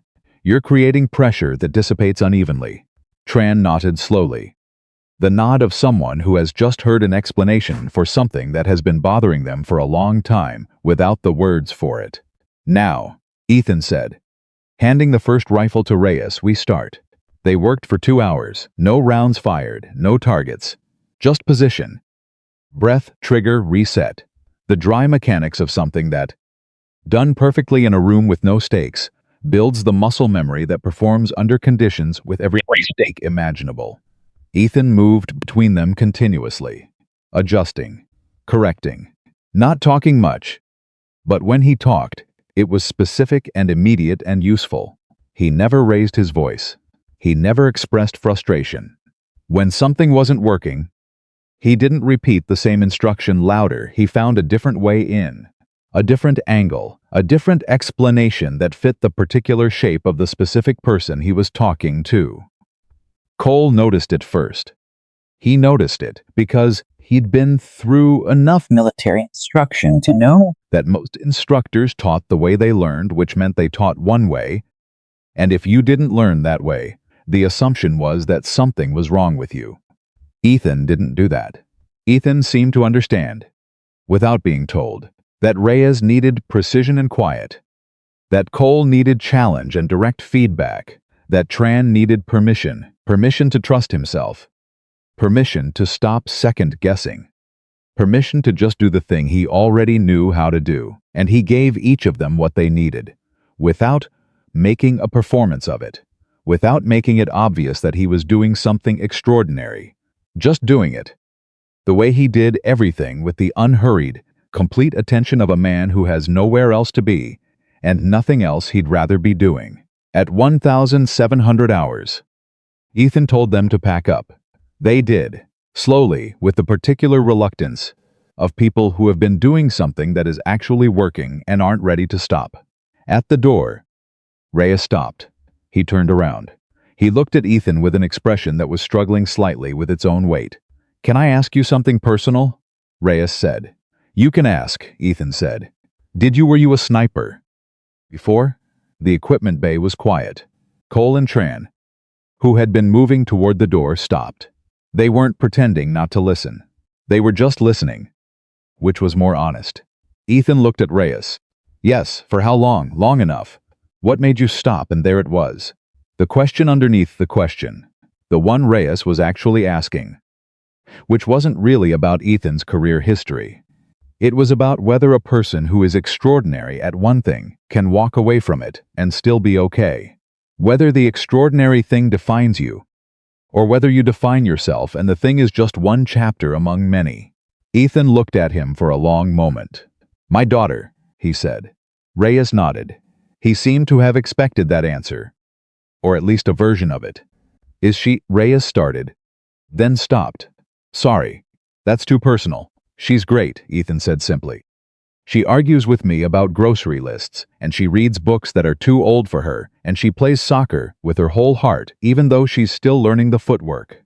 He paused. "She's the best thing I ever did, by a significant margin." Reyes smiled. It was a real smile, the kind a young person produces when something they needed to hear reaches them in the right way.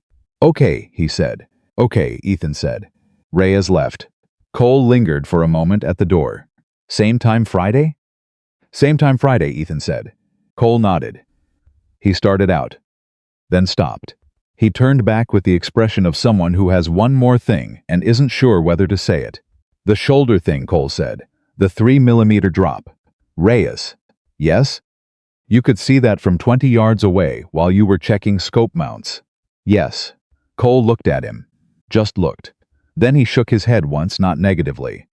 Just with the particular motion of a person adjusting their understanding of the scale of something. "See you Friday, Mr. Walker," he said. "See you Friday, Lieutenant." Cole left, and Ethan Walker was alone in the equipment bay with the rifles, and the quiet and the particular weight of a day that had meant more than it was supposed to. He sat in the metal salty chair. He put his elbows on his knees.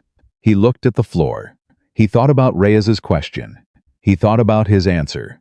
He thought about Emma arguing about grocery lists. He thought about Sarah. Not with grief. Exactly, grief was something that had changed its shape over 4 years. Had become something less sharp and more pervasive. Something more like weather than a wound. But with the particular tenderness of someone thinking about a person who deserved to be in a room they never got to enter. Sarah would have liked this. The teaching. The 3 young soldiers who showed up because something about the way he moved through the world made them think he had something worth learning. She always said he was better with people than he thought he was. She was, as usual, right. He sat for a few more minutes. Then he stood up. He packed up the remaining equipment. He logged the session in his maintenance notebook. Because the session had happened in the equipment bay and technically he'd been on the clock and technically the rifles had been handled. Then he picked up his jacket and walked out. He had to get to Emma's school by 5:15. She had a library book she'd requested that apparently hadn't come in yet, and she'd asked him to stop at the public library on the way home, which he'd agreed to without fully processing logistical implications of the route. He processed them now. Walking through the facility parking lot in the late afternoon air, he'd have to take Harrison Street instead of the bypass. He'd probably hit the 4:45 light at Morrison Avenue. He'd still make it by 5:12 if he left now. He got in the car. He drove. And somewhere between the facility and the library and Emma's school, somewhere in the ordinary momentum of a Thursday afternoon, Ethan Walker allowed himself to consider the possibility that two things could be true at once: that he was exactly where he needed to be, and that something that had been locked away for 12 years was not, as it turned out, entirely gone. It was just waiting. The way good things sometimes wait quietly, without urgency, without demanding anything for the moment when the person who carries them is finally ready to pick them back up. He pulled into the school parking lot at 5:11. Emma was already at the curb, backpack on, book in hand, the particular expression of someone who has been ready for 5 minutes. She got in the car. "Library first?" he said. "Library first," she confirmed. "Then dinner. I want to talk to you about something." "About what?" She buckled her seatbelt. She looked out the window. Then she looked at him with the particular directness that he had stopped being surprised by, but never stopped being impressed by. "About the new job," she said. "I changed my vote." He put the car in reverse. "From yes to what?" "Still yes," she said. "But a different kind of yes. I've been thinking about it all day. About why you were nervous to ask me. And I think the reason you were nervous is the same reason you should definitely do it." He looked at her. "And why is that?" "Because it scares you," she said simply. "And the things that scare you are usually the things that matter." He was quiet for a moment. He pulled out of the parking lot. He drove. "When did you get so smart?" he said. "I've always been this smart," Emma said. "You're just finally paying attention." He laughed. A real one. The kind that comes from somewhere genuine and unguarded and doesn't care who hears it. And in the front seat of an ordinary car on an ordinary Thursday, driving toward a library and then home for dinner. Guardian one who was also Ethan Walker, who was also a father, who was also, it was becoming clear, something he hadn't finished, becoming yet laughed with his daughter. The sound of it carried out through the window, into the ordinary air, into the world, where it disappeared, the way ordinary moments do, without a record, without a file, without a single word to prove it had happened, which was, of course, the only way Ethan Walker had ever known how to do the things that mattered most. Part 4. What the living owe the dead. 3 weeks passed the way busy weeks pass, not slowly, not quickly, but with the particular density of time that is filled with things that matter. Ethan ran Wednesday and Friday sessions with Reyes, Cole, and Tran. He completed the standard maintenance rotations. He made pasta on Tuesdays. He finally bought the milk. And on the Monday that the new program was scheduled to begin, he arrived at Fort Ravenhill at 600 minutes early. He stood in the room that Colonel Mercer had assigned as the technical instruction space, and he looked at the chairs and the equipment tables and the whiteboard that someone had cleaned and left blank. And he felt the particular weight of a beginning. Not excitement, not dread, something in between. Something that felt like standing at the edge of a long shot, the distance known, the conditions calculated, the moment of commitment not yet arrived. He set his bag down. He arranged the equipment on the tables. He was ready at 658. At 700, the door opened.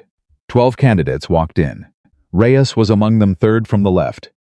Back straight, the quiet, focused energy of a person who has been preparing and knows it. Cole was not a candidate.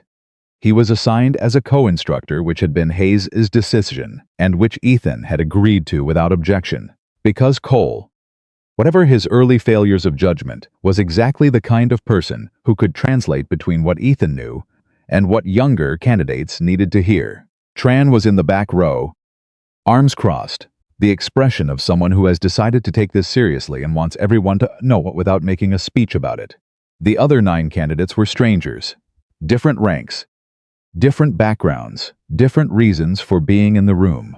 Ethan looked at each of them for the 3 seconds it took him to read the basic architecture of a person, how they held themselves, where they put their tension, whether they were here because they wanted to be or because they were told to be.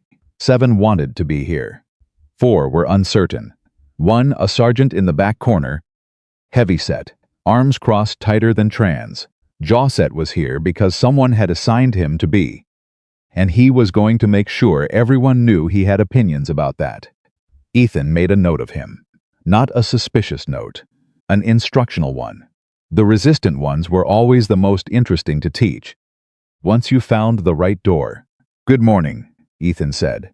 "My name is Walker. I'm the technical lead for this program. I'm going to tell you one thing before we start. And I want you to remember it, because everything else we do here is going to come back to it."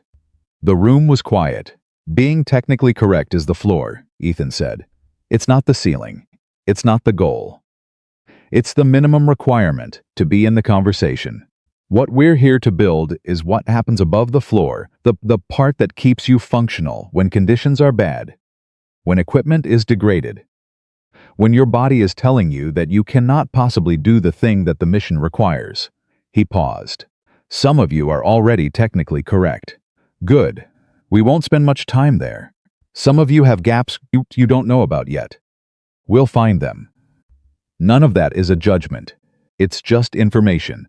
And information is what we work with." He picked up the first rifle from the table. "Let's get started," he said. The morning moved fast. Faster than most instruction programs. Because Ethan didn't structure it the way most instruction programs were structured. He didn't begin with lecture. He began with performance. He had each candidate handle a rifle. Clear it, present it, run a dry cycle. Basic operations. Things everyone in the room had done hundreds of times. Nothing that should reveal anything. It revealed everything. By 900, Ethan knew each of the 12 candidates at a level of technical detail that would have taken most instructors a week to accumulate. He knew who had compensating habits they'd developed to cover early training gaps. He knew who had been told they were excellent so many times that they'd stopped improving. He knew who was genuinely good and knew it, and was managing the social complexity of being better than their peers at 23 years old. The sergeant in the back corner, his name was Kowalski. E6 9 years in was technically solid. More than solid, actually. His fundamentals were clean in a way that spoke to either exceptional, natural aptitude or very good early instruction. But his body language throughout the morning was a sustained argument with the room. Arms crossed during demonstrations.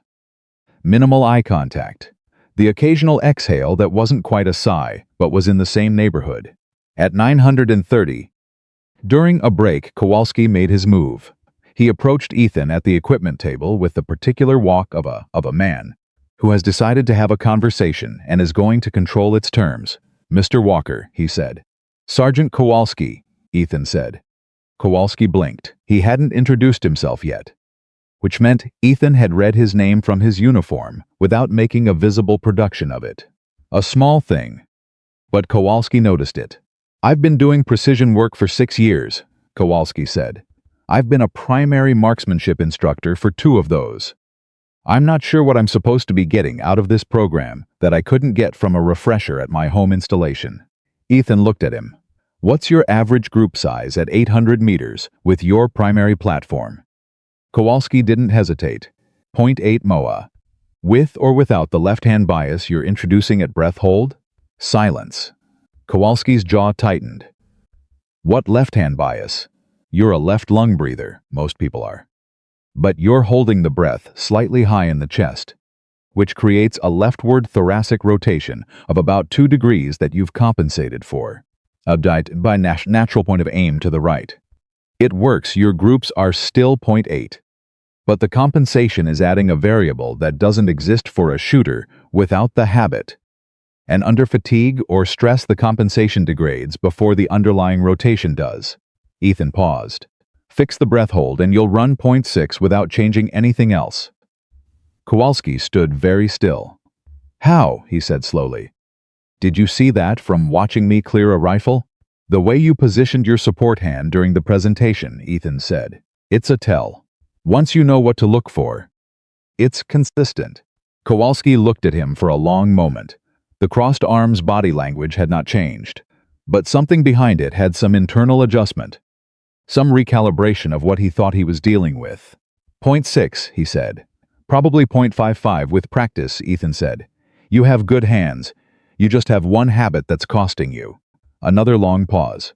Okay, Kowalski said. Not warmly. Not converted. But genuinely. It was the okay of a person who is pragmatic enough to update their position when the evidence requires it. Show me. And just like that, the most resistant person in the room became one of the most engaged. Cole, watching from across the room, made a quiet note in his own notebook. He was going to need to understand how Ethan did that. He suspected it was going to take a while to learn. He was right, but he was going to try anyway. The program ran 5 days a week. By the end of the first week, the room had changed. Not dramatically, nobody had a revelation. Nobody cried, nobody had a movie moment. But the air in the room was different, denser with attention. The candidates were working harder. Not because Ethan pushed them harder in the way that some instructors pushed through pressure, through performance standards, through the implicit threat of evaluation, but because some thumps about and instruction made the work itself feel worthwhile. Made the improvement feel real rather than theoretical. Reyes, by the end of week 1, was shooting consistent center hits at 1,200 meters in conditions that would have given him problems 3 weeks earlier. He didn't make a big deal of it. He just kept working. But Ethan saw it. And he said so, quietly and directly, the way he said everything without fanfare. Without performance. That's what it looks like when the adjustment actually happens. Ethan told him after a particularly clean string on Friday afternoon. Not the technique, the trust. You trusted the data instead of overriding it. Reyes looked at the target. He looked at Ethan. It felt different. It is different, Ethan said. Remember what it feels like. Because there are going to be conditions where it doesn't feel like anything except uncomfortable. And you're going to have to choose the data over the feeling. Knowing what right feels like helps you find it again when it's hard. Reyes nodded slowly. Then, with the slight hesitation of someone stepping onto uncertain ground, was that true for you? When you were doing it operationally? Did you always trust the data? Ethan was quiet for a beat.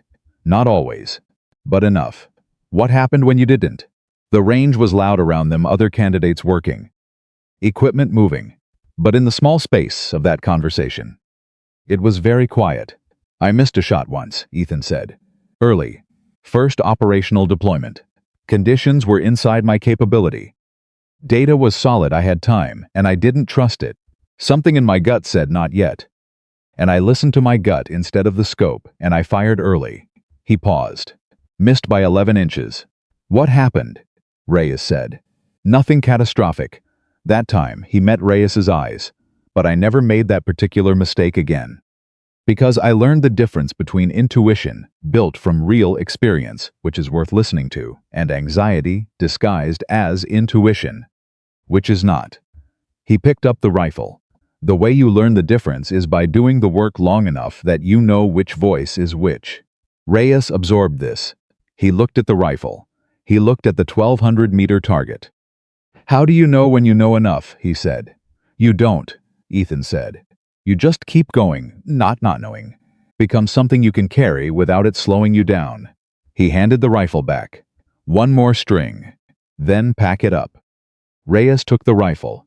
He settled into position. He breathed. He fired. Center. It was week 2. Tuesday morning, 815, when everything shifted. Not on the range. Not in the instruction room. In the facility commander's office, where Colonel Mercer was on a call with Joint Command when a secondary notification came through on her computer, a routing flag on a personnel file that she had specifically set up to track after the clearance expansion Hayes had authorized. She finished the call. She looked at the notification. She read it twice. Then she picked up her phone and called Hayes directly. He picked up on the first ring. Mercer. Sir, she said. I need you to look at something. Are you near a secure terminal? A pause. 2 minutes. She waited 2 minutes. She heard the sounds of a secure connection being established. Then Hayes's voice, slightly different through the encrypted line. I'm in. The clearance expansion for Walker's file, Mercer said. I set up a tracking flag on his original restricted record. There's a secondary notation I wasn't able to access last week that cleared this morning. as part of the expansion process. What kind of notation? Hayes said. There's a second mission report attached to Walker's file, Mercer said. Filed 6 months after the 2013 operation. She paused. Sir, were you aware that Guardian 1 was activated a second time? Complete silence on the line. Mercer had been around long enough to understand the specific quality of a 4-star general's silence.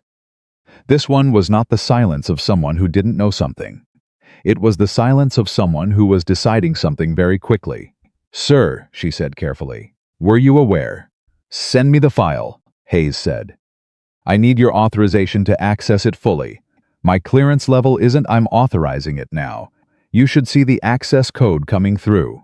Mercer looked at her screen. The access code arrived. She entered it. The file opened, she read. And as she read, something in her chest did the specific thing that happens when a person encounters information that reorders everything they thought they understood about a situation. Sir, she said. I see it, Hayes said. His voice had changed. Not dramatically, but it had changed. He never told anyone, Mercer said.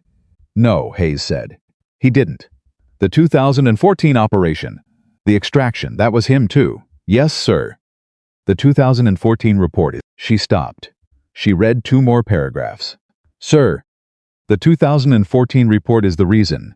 7 people are not listed on a wall somewhere. I know, Hayes said quietly. And she stopped again. He was injured. During the extraction. The report notes a GSW to the I know, Colonel. She sat back in her chair. She looked at the ceiling for a moment. Then she looked at her screen again. He never filed for disability, she said. He never claimed the injury in any subsequent documentation. The medical report is in the file, but there's no follow-on record. No treatment claim. Nothing. Because he was out by then, Hayes said. He requested separation 4 months after the 2014 operation. By the time the paperwork would have processed, he was already a civilian, and he didn't pursue it. Mercer was quiet for a moment. He was shot, she said. He completed the mission with a gunshot wound, and then he separated from the military, and he never told anyone, and he went to work fixing rifles. Yes, Hayes said. The weight of it sat on the line between them like something physical. Does he know we have access to the 2014 file? Mercer said. He knows the clearance expansion was happening.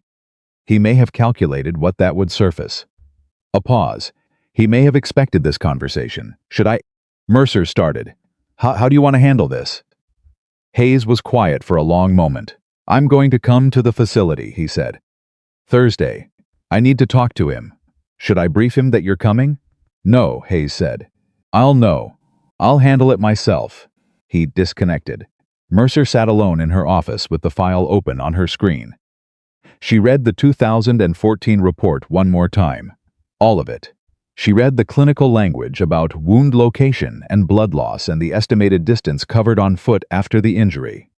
She read the operational outcome, which was listed in the same single-sentence format as the 2013 report.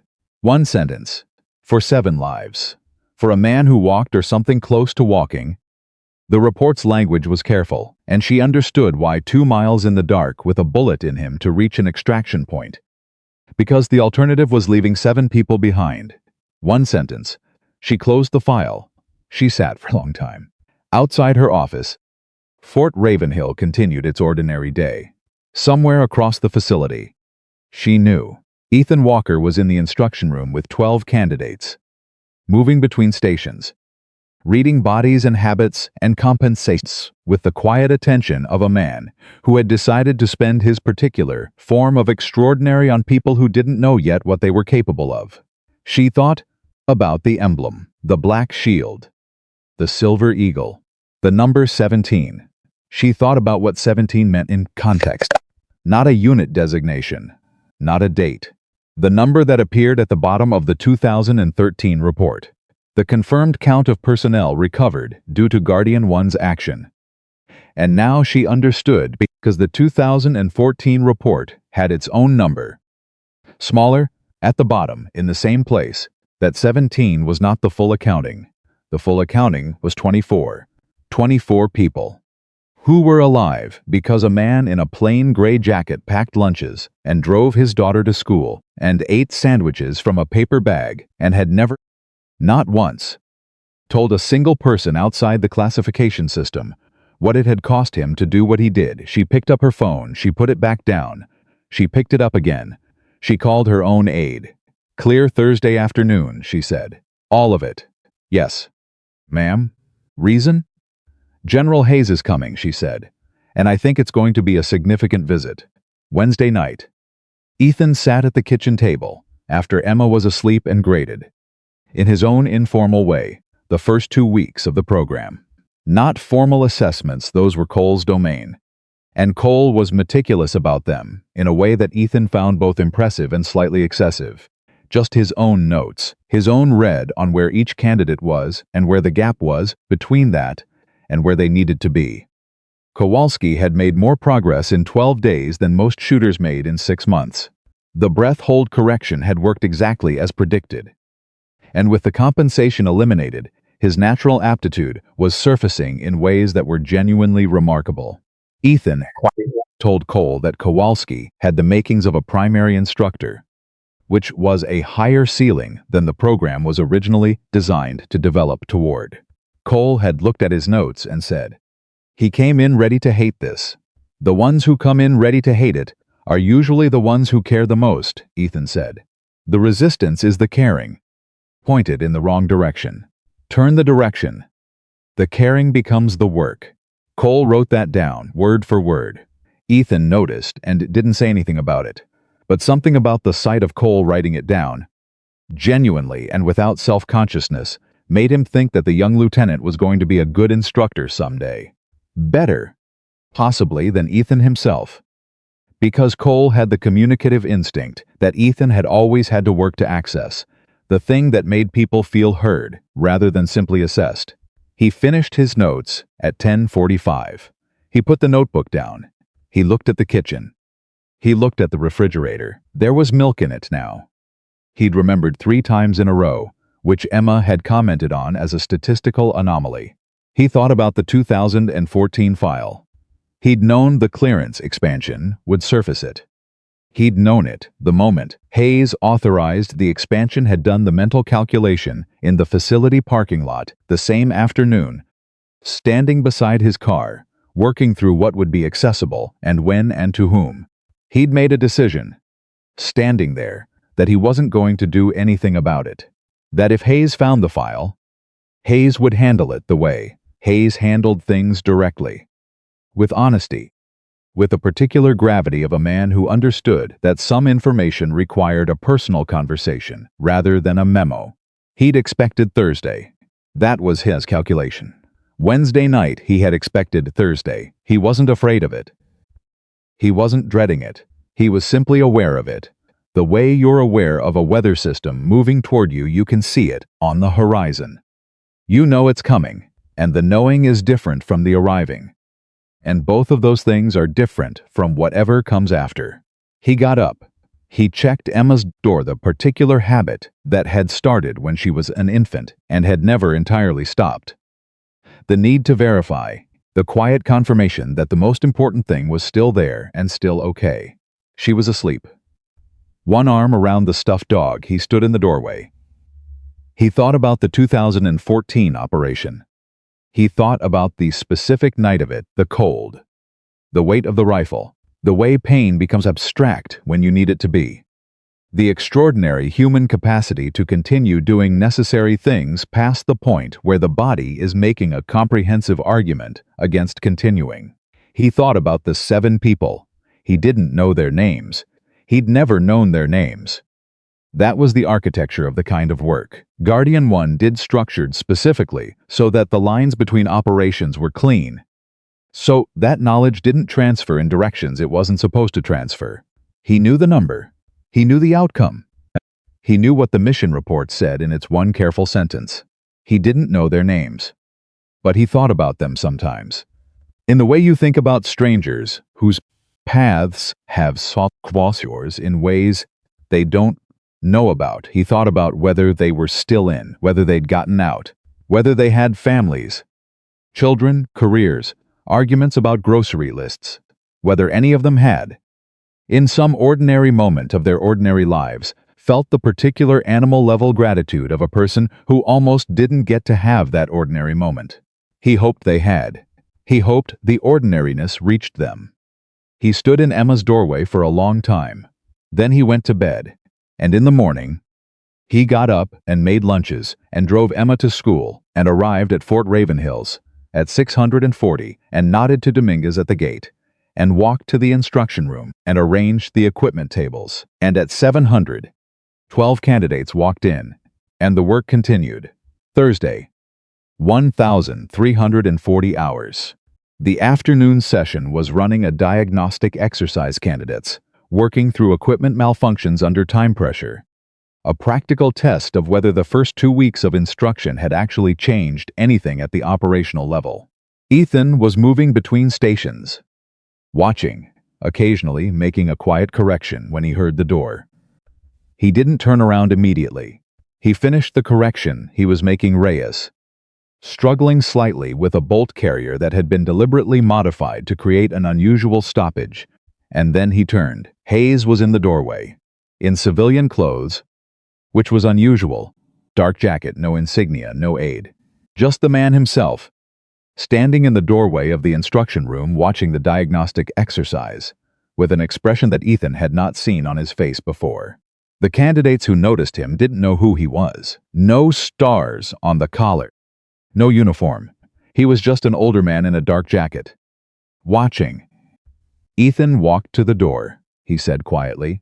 "Walk with me," Hayes said. They walked to the equipment bay, the familiar space, the workbenches, the rifles in their racks, the folding metal chairs, the thermos that always had coffee in it. Hayes didn't pour himself a cup this time. He stood in the middle of the room with his hands in his pockets, and he looked at Ethan with the direct, undeflected attention of a man who has decided the time for working up to something has passed. "The 2014 file," he said. "I know," Ethan said. "You knew we'd find it." "Yes, you didn't warn me." "No." Hayes looked at him. "Why not?" Ethan looked back steadily. "Because if I'd told you about it, it would have been me deciding what it meant. I wanted you to read it and decide what it meant on your own. The two things aren't the same." Hayes absorbed this. The injury. He's healed. Completely? A pause. Not a long pause. But present. Functionally, Ethan said. Hayes's jaw tightened slightly. "Ethan." "A GSW that healed," Ethan said. "It took time and it left something behind. The way those things do. But it didn't stop me from doing anything I needed to do. It doesn't stop me now." He met Hayes's eyes. "It's not relevant to the program. That's not why I'm here about it," Hayes said. His voice had gone to the place it had gone, in the equipment bay, on the first morning, not the general's voice. The man's voice. "I'm here because you were shot, Ethan. You were shot during a mission that doesn't officially exist. And you walked 2 miles in the dark, and you separated from the military 4 months later. And you never told anyone, and you never filed a claim. And you never—" He stopped. He pressed his lips together. He started again. "You were 27 years old." "Yes," Ethan said. "You had a wife who was sick, and a daughter who was 2, yes. And you went back out." The room was very quiet. "The 2014 mission was 6 months after 2013, Ethan said. "Before Sarah's diagnosis was confirmed. I didn't know, when I went out, what we were going to find out 3 months later." He paused. "I knew something was wrong. I just didn't know what yet." Hayes was quiet. 7 people, Ethan said. Same situation as before. No one else was positioned to reach them. The timing window was hours, not days. I was the option. He looked at Hayes directly. "I would make the call today. I want to be very clear about that. I don't regret going. I regret the timing. In the abstract, because of what came later. But the choice itself, I would make it again." Hayes looked at him for a long moment. "The number at the bottom of the 2014 report," he said. 7, yes. The 2013 report. 17, yes. 24 people, Hayes said, who are alive right now. Today who don't know your name." Ethan was quiet. "Does that bother you?" Hayes said. It was the most direct question Hayes had asked him in 3 weeks, and the answer was not simple, which was why Ethan took the time it required before answering. "Sometimes," he said finally. "Not the way you might think. Not because I want recognition. But sometimes I wonder if it would if they knew if it would matter to them. Not the information, just the knowing that someone chose, that it was a choice, not a system or a lucky outcome or a circumstance, that a person decided they were worth going for." He paused. "I think that would matter to me if the situations were reversed." Hayes stood very still. "It would matter to me," Hayes said quietly.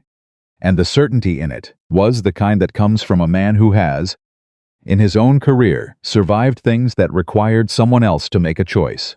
They stood in silence for a moment. Then Hayes reached into the inside pocket of his jacket. He pulled out a small envelope. He held it out to Ethan. "I can't give you what should have been given in a formal ceremony," Hayes said. "The classification prevents it. The decision you made in 2013 prevents it. And I respect that decision. I will always respect that decision." He paused. "But I can give you this." Ethan took the envelope. He looked at it. He opened it. Inside was a single sheet of paper. Not official letterhead. Not a government document. Personal stationery. Handwritten, Hayes's signature at the bottom. Ethan read it. He read it again. It was not a citation. It was not an award. It was a letter. Personal. Specific, detailed. It named the 2013 mission and the 2014 without classifiable specifics. And it said what Hayes needed to say, which was not what the government said in its one careful sentence, but what a human being said when another human being had done something for which the formal language was insufficient. It said, "I know what it cost. I know what it saved. I know what you chose. And I am one of the people who will carry that knowledge for the rest of my life. Because some things are too large to put down." Ethan held the paper. He looked at it for a long time. When he looked up, his eyes were steady. But something in them was different from the way they'd been since Hayes arrived on that first evaluation morning. Something that had been very carefully held in place was, very quietly, not holding quite as hard. "Thank you," Ethan said. His voice was even. Completely even. But the words carried everything that the evenness was containing. "Thank you," Hayes said. And this time, they both meant the same thing. Hayes put his hands back in his pockets. He looked at the thermos. He looked at the rifles in the racks. He looked at the folding metal chair that had become, in the last 3 weeks, as identifiable with Ethan Walker as his work boots and his paper bag lunch. "The program is working," Hayes said. "Mercer sent me the first week assessments. Cole's evaluations are detailed. Kowalski's progression is exceptional," Ethan said. "Exceptional," Hayes agreed. "There are going to be people who want to know how you're doing it. The same way anything works," Ethan said. "Find where the actual problem is instead of where people say it is. Then fix that." Hayes almost smiled. "You make it sound simple. It's not simple. It's just specific. Most things that seem complicated are just insufficiently specific." Hayes nodded slowly. He looked toward the door. He had the posture of a man preparing to leave who isn't quite ready to leave yet. "Emma," he said. "How is she?" "She beat me at chess 3 times last week," Ethan said. "She's been studying it without telling me. She's going to be insufferable about it." Hayes did smile this time. Fully. It changed his face into something that the 4 stars and 40 years hadn't entirely buried. Something younger. Something genuine. "She sounds like someone who plans ahead," he said. "She absolutely plans ahead," Ethan said. "She planned a grocery list for me last week. Organized it by aisle. Left it on the counter with a note that said, 'You're welcome.'" Hayes laughed. An actual laugh. The kind that comes out whether you intend it to or not. "I'd like to meet her," he said. "Sometime, if that's something you'd consider." Ethan looked at him. "Are you asking permission to meet my 9-year-old daughter?" "I'm asking whether you'd be comfortable with it," Hayes said. "Which is the same thing, and also not the same thing." Ethan considered for a moment. "Come to the soccer game next Saturday," he said. "She plays at 10. There's a concession stand that has terrible coffee and good hot dogs. Bring cash." Hayes nodded. The expression on his face was something that might, in a different context, have been described as moved. But Hayes was not a man who wore that word easily. So instead it was simply present, fully, completely present in a way that a very busy man with a very full life rarely gets to be. "I'll be there," he said. He walked to the door, he stopped. He turned back one more time. "The emblem," he said. "Mine," Ethan said. "Always," Hayes said. He walked out. Ethan stood alone in the equipment bay for a moment. He looked at the letter in his hand. He folded it carefully, not the fold of someone putting something away, but the fold of someone preserving something. He put it in his jacket pocket, against his chest. Then he walked back to the instruction room. 12 candidates, diagnostic exercises. A sergeant named Kowalski, who was today doing something with a bolt carrier malfunctions that was so clean and so precise that 3 other candidates had stopped own work to watch. Ethan stood at the door and watched. After a moment, he walked in. "Kowalski," he said, "show them what you just did." Exactly what you just did. All of it. Kowalski looked up. Something in his face shifted, not quite surprise, not quite pride, but the particular expression of a person who has been seen doing something right and is deciding whether to believe it. He decided to believe it. He set the rifle down. He turned to face the room. He began to explain, and Ethan Walker stepped back to the edge of the room and watched a man who had arrived 3 weeks ago, certain he had nothing to learn, become someone who had something to teach. In his jacket pocket, folded carefully against his chest, a letter said, what a government document never had. Through the window of the instruction room, Fort Ravenhill went about its ordinary afternoon. The rifles waited in their racks. The work continued. Some things don't end. They just find their next form and move forward and carry what they carry and become what they were always going to become. The question was never whether Ethan Walker would find his way back to the work. The question was whether the work could handle what he was bringing to it. 12 candidates. 12 sets of hands and habits and gaps and potential. He was starting to think it could. The soccer game started at 10 on Saturday morning. Ethan arrived at 9:40 with Emma's equipment bag over one shoulder and 2 bottles of water in his jacket pocket, which he always forgot were there until halftime when Emma asked for one. He found the team warming up on the near side of the field, 12 9-year-olds in orange jerseys, all of them running with the particular joyful inefficiency of children who have not yet learned to conserve energy because conserving energy has never once been relevant to their lives. Emma spotted him immediately. She waved without breaking stride, which was a skill he had watched her develop over 2 seasons, the ability to acknowledge him without interrupting whatever she was doing. The easy confidence of a child who knows the important person is present and therefore does not need to stop and verify. He waved back. He found a spot on the sideline. At 9:52, Hayes arrived. He came alone as promised. Civilian clothes again, the same dark jacket. No aid, no indication of rank or position. He was carrying a cup of coffee from somewhere that was not the facility concession stand, which meant he had stopped on the way, which meant he had arrived early enough to stop on the way, which meant a 4-star general had planned his departure time around a 9-year-old soccer game with the kind of logistical precision he probably applied to things with significantly higher stakes. Ethan noticed all of this without commenting on it. "General," he said. "Walker." Hayes came to stand beside him on the sideline. He looked at the field. He found Emma. It was not difficult. She was the one directing 3 other players with the focused authority of someone who has opinions about position and is not shy about sharing them. Which one? Orange jersey. Number 7. Currently explaining to her teammate why they need to shift the defensive formation. Hayes watched her. How old is she again? 9. She's telling a 10-year-old what to do. She does that with adults too, Ethan said. You'll probably experience it yourself if you stay long enough. Hayes almost smiled. He drank his coffee. She looks like you. She argues better than me. That I'll have to see for myself. The game started at exactly 10. Emma's team was playing a team in blue jerseys from a school across town. And within 4 minutes it was clear that Blue had a significant size advantage and a goalkeeper who was very good. Emma's team went down 1-0 at the 6-minute mark on a corner kick that nobody on Orange managed to track correctly. Ethan watched.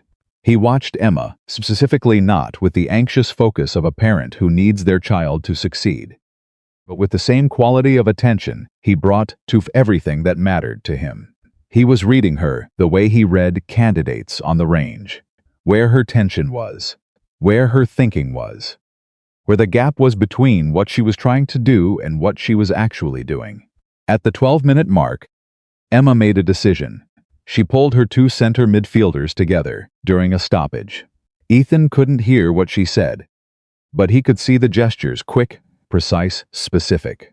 She was reorganizing the shape of their attack based on what she'd observed in the first 12 minutes.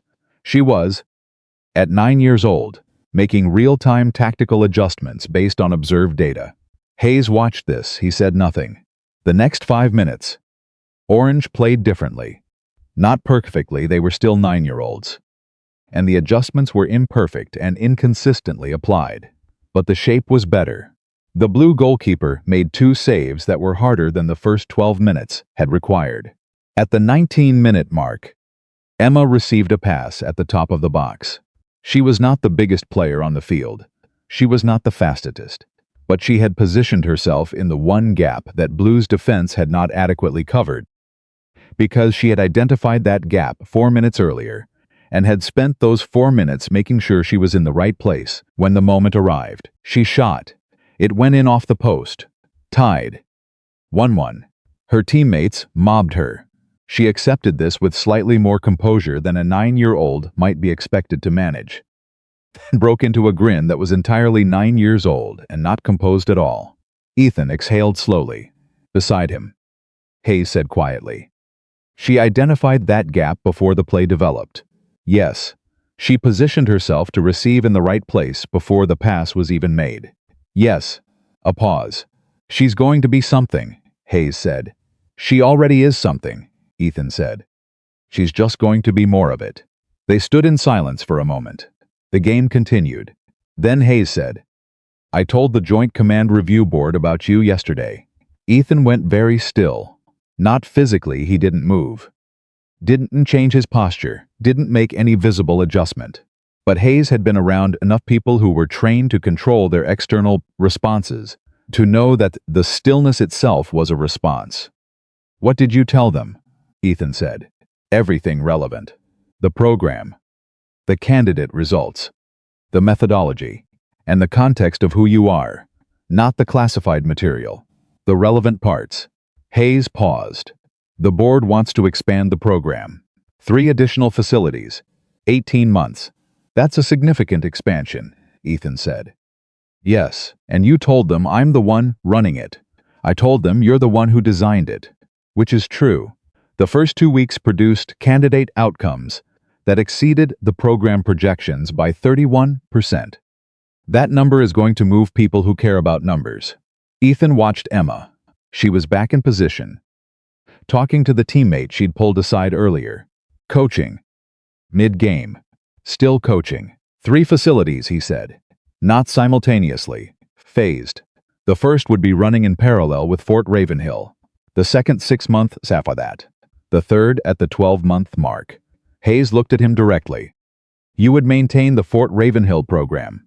Cole leads the second facility with oversight from you. We identify a third lead from the current cohort by month 6.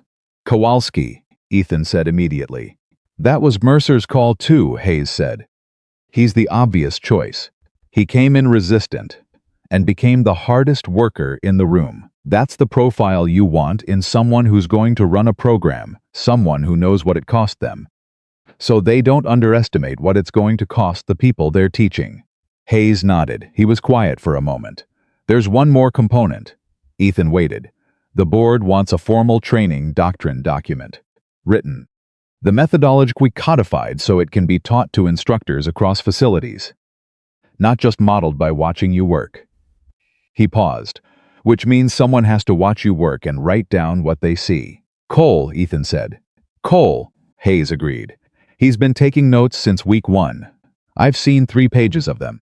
He's capturing things I wouldn't have known how to articulate. Ethan was quiet. On the field, the whistle blew for halftime. 1-1. Emma jogged to the sideline. She saw Hayes standing beside her father and her pace didn't break. But her eyes went from her father to the stranger and back. The quick assessment of a child deciding whether this person was safe and known and allowed to be here. Ethan caught the look. "This is a friend of mine from work," he said. "General Hayes. He came to watch your game." Emma looked at Hayes. Hayes looked at Emma. You moved your midfielders at the 12-minute mark. Hayes said. Emma blinked. "Yeah, their left side wasn't tracking the overlap. So I wanted to push through there before they adjusted." "Smart red," Hayes said. "How did you know they wouldn't adjust for it?" Emma considered this with genuine seriousness, because their coach was talking to their goalkeeper, not their defense, which meant he saw the same thing I saw, but was focused on the wrong end of it. Hayes looked at Ethan. Ethan said nothing. His expression was the expression of a man who has had this experience before and is still not entirely used to it. "You should have a water bottle," Hayes said to Emma, "and possibly a snack. The second half is going to be harder than the first." Emma looked at her father. "Did you bring the water?" Ethan reached into his jacket pocket and produced the 2 bottles, which he had, in fact, remembered this time. Emma took one. She looked at Hayes again. "Are you actually his friend from work?" "Yes," Hayes said. "He doesn't usually have friends from work come to my games." "I know," Hayes said. "He told me about it specifically." Emma processed this. "Okay," she said, with the pragmatic acceptance of a child who has gathered sufficient information to make a provisional judgment. "You can stay." She looked at her father. "Tell him about the concession stand hot dogs. They're good." She jogged back to her team. Ethan and Hayes stood in the particular silence of 2 people who have just been evaluated by a 9-year-old and are aware that they both passed, but only barely. "She told me I could stay," Hayes said. "She told you you could stay," Ethan confirmed. "I'll take it. You should. She's selective." Orange won the second half 2-1. Emma didn't score again, but she set up both goals with passes that were, objectively, better than the finishing. After the final whistle, she came back to the sideline with the particular energy of someone who has competed hard and is satisfied with the outcome, but already thinking about what could have been done better. She drank her water. She looked at Hayes. "You were in the military," she said. It was not a question. Hayes looked mildly surprised. "How do you know that?" "The way you stand," Emma said. "And you said smart read like it was a military thing, not a soccer thing." "Dad talks like that sometimes when he's thinking about work." She looked at her father. "Is he the general you were talking to on the phone?" Ethan looked at her. "You heard that?" "I wasn't eavesdropping," she said, with the precision of a child who was absolutely eavesdropping but has a technical defense prepared. "I was getting water from the kitchen, and the call was on speaker, and I didn't change the volume, so technically, Emma." "Yes, I heard it," she said. "Are you the general?" Hayes looked at Ethan. Ethan gave a small, almost invisible nod. "Yes," Hayes said. "I'm the general." Emma looked at him for a long moment with the direct, unhurried attention that she had almost certainly inherited from the man standing beside her. "Are you going to make my dad's job harder?" she said. Hayes blinked. Whatever he had expected. It was not that question, asked in that tone, by a 9-year-old still in her soccer cleats. "I'm going to make it bigger," Hayes said carefully. "Whether that's harder depends on your dad." Emma looked at her father. "What do you think?" "I think it's worth it," Ethan said. She seemed to weigh this. "Okay," she said. She looked at Hayes one more time. "He works really hard already." "Just so you know." "I know," Hayes said. "That's why I'm here." Emma nodded, apparently satisfied. She turned to her team, where post-game snacks were being distributed. She jogged over and didn't look back, because she had asked what she needed to ask and received what she needed to receive and was now done with the adult portion of the morning. Hayes watched her go. "She interrogated me," he said quietly. "She interrogates everyone," Ethan said. "She interrogated her pediatrician last year about whether the recommended vitamin D dosage was actually based on adequate research. Was it?" The doctor said she needed to look into it and get back to her. Hayes shook his head slowly. God help whoever she works for someday. She's going to run things, Ethan said. Whatever she does, she's going to run it. He said it the same way he'd said everything about Emma, with the absolute, undefended certainty of a man who has staked everything on a single conviction and has never once questioned whether the stake was worth it. Hayes put his hands in his pockets. He looked at the field. The teams were dispersing.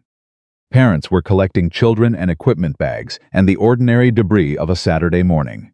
I owe you something, Hayes said. Ethan looked at him. You've given me enough. This isn't about the letter or the program. Hayes reached into his jacket pocket.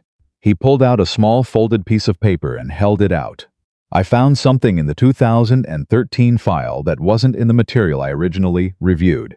A personnel notation. Handwritten, which is why it wasn't in the digital index. Ethan took the paper. He looked at it. He didn't unfold it immediately. What is it? He said. Names, Hayes said. From the 2013 operation. Some of them. The ones whose service records were not fully restricted. 14 of the 17. He paused. I thought about whether to give this to you. Whether it was my place. Whether it was something you'd want. Another pause. I decided you deserve to know that they're real. That they're specific. That the 17 is not a number, but people. Ethan looked at the folded paper in his hand. He stood completely still. The soccer field noise continued around them. Children. Parents. The distant sound of a coach collecting cones. I didn't ask for this, Ethan said. His voice was steady. Completely steady. But the steadiness had a texture to it. I know, Hayes said. I'm giving it anyway. You can do whatever you want with it. You can put it away and never look at it. You can look at it once. You can throw it away. He met Ethan's eyes. But you should have the choice. It was never right that you didn't. Ethan looked at the paper for a long time. Then he put it in his jacket pocket. The same pocket where the letter was.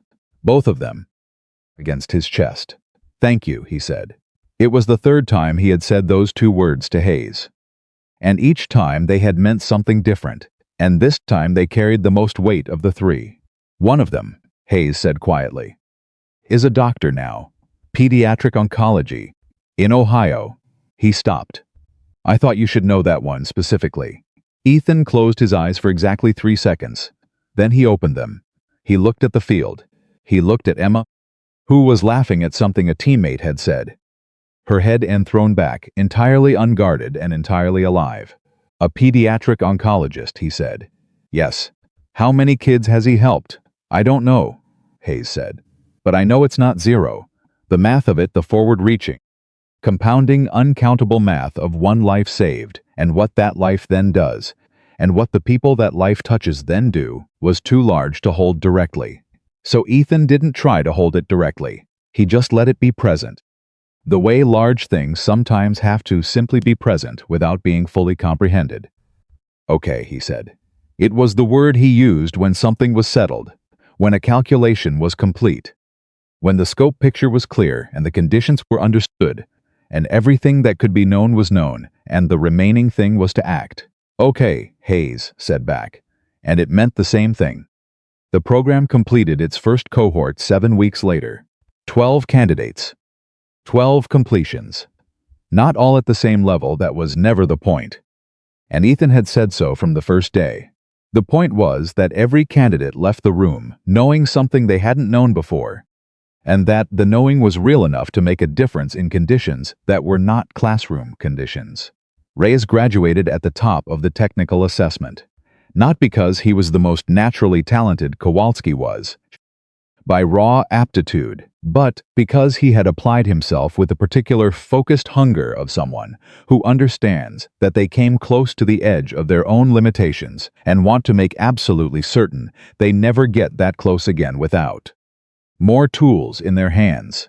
Cole ran the graduation assessment with the meticulous precision that had become his calling card.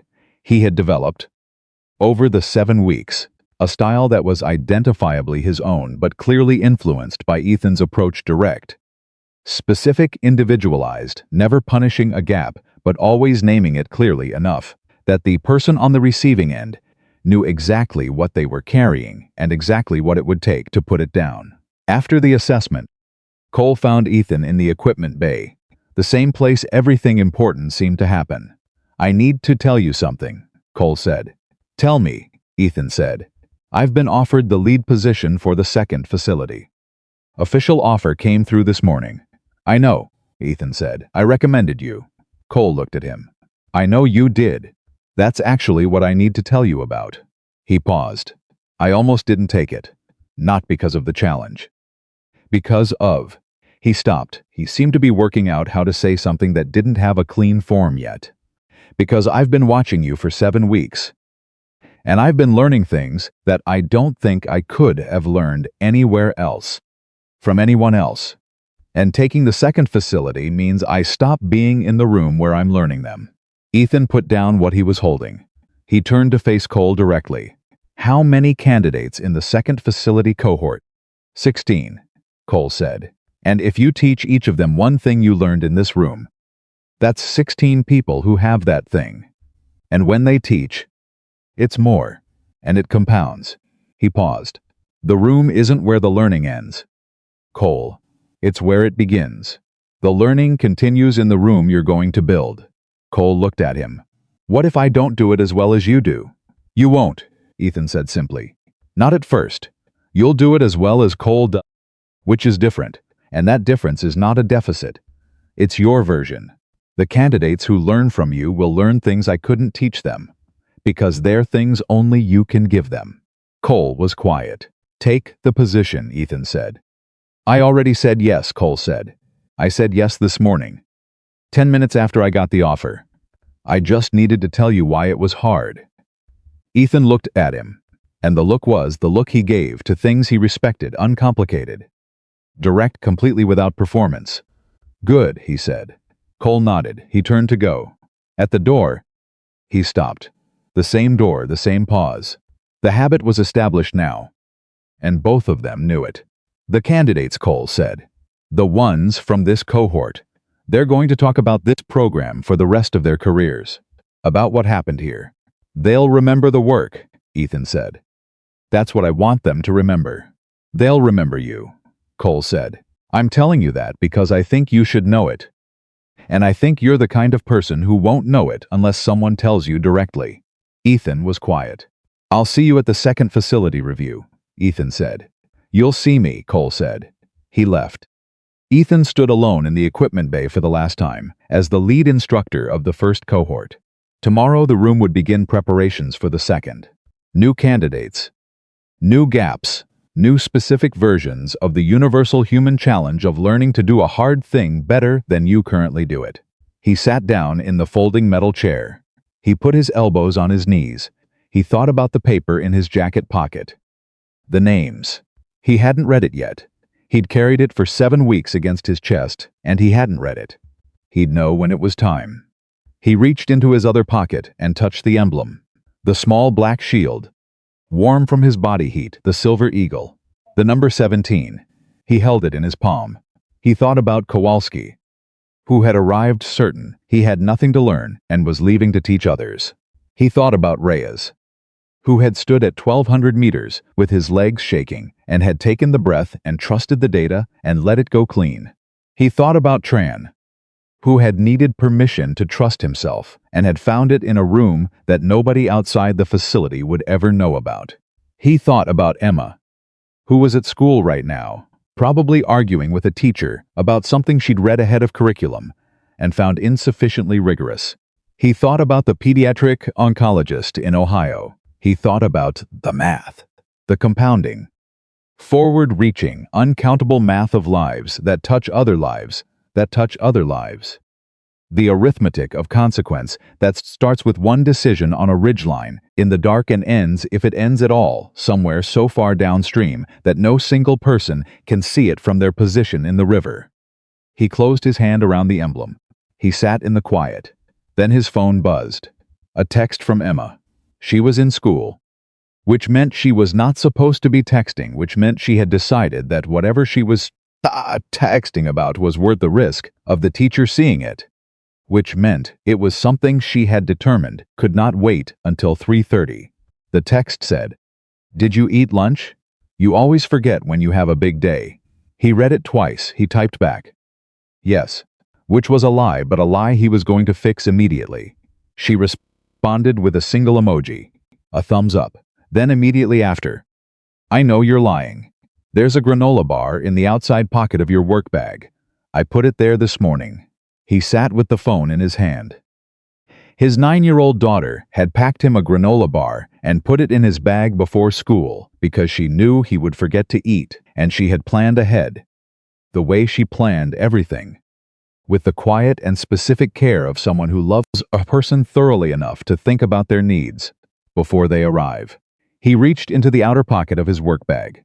The granola bar was there. He unwrapped it. He ate it. He sat in the folding metal chair in the equipment bay and ate a granola bar that his daughter had packed for him. And something that had been tight in his chest for a very long time, since before the program, since before Hayes, since before the emblem and the letter and the names folded in his pocket, loosened another fraction of its hold. Not gone, it was never going to be entirely gone. You don't carry what Ethan Walker had carried. Without it, leaving something permanent, the weight redistributes. It becomes part of your posture, part of the way you move through rooms, part of the particular stillness that people notice without knowing what they're noticing. But it loosens. Over time, with the right things in the right places. A daughter who packs granola bars. A general who shows up to soccer games. A young lieutenant who took good notes and is going to be extraordinary at something Ethan taught him. A sergeant who didn't want to be in the room and became the best reason for the room to exist. The work in front of him, the work behind him, and somewhere in Ohio. A doctor who helps sick children, who woke up today and went to work, and does not know the name of the man who made sure he got to become that. Ethan finished the granola bar. He folded the wrapper carefully and put it in his jacket pocket, beside the emblem and the letter and the names. He stood up.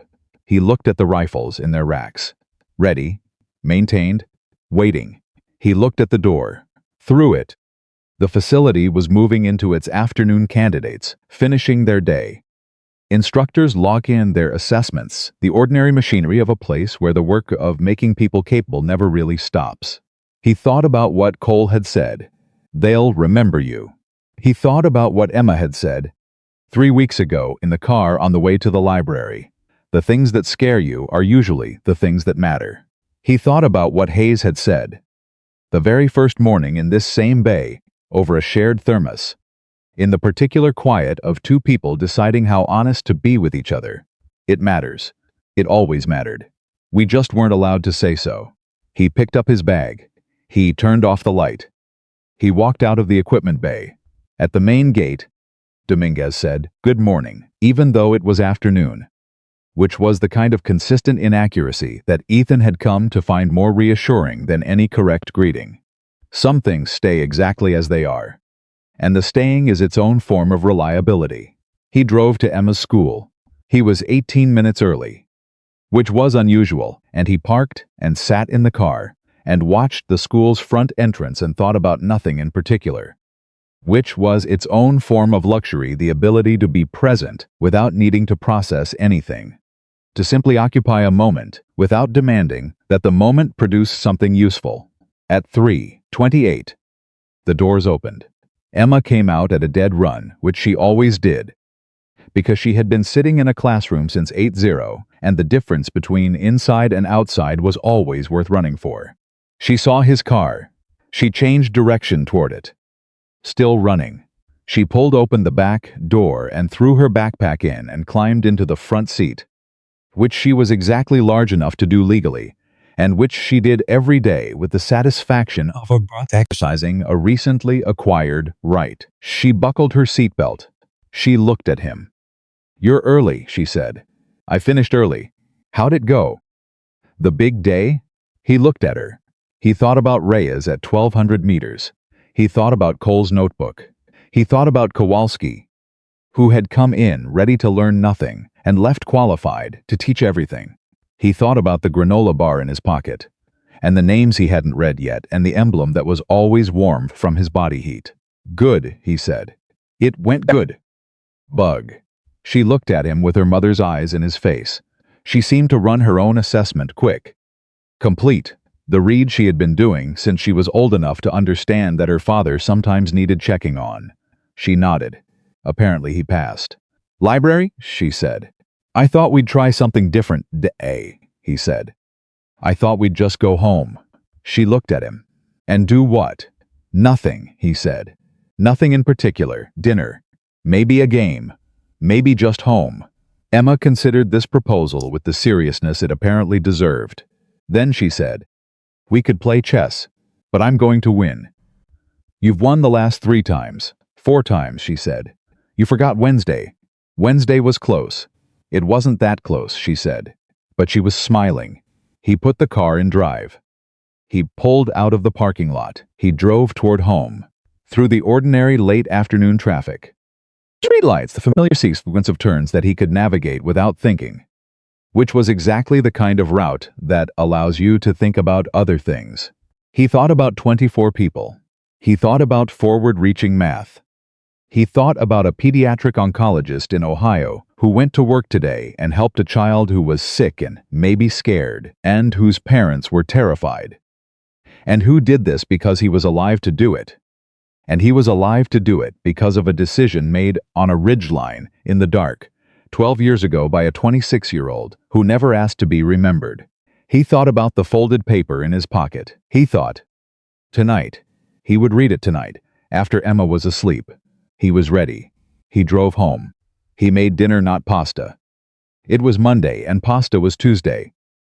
So he made the chicken dish that Emma requested approximately once a week, and that he had learned to make because she asked for it so often that it became easier to simply know how. They played chess after dinner.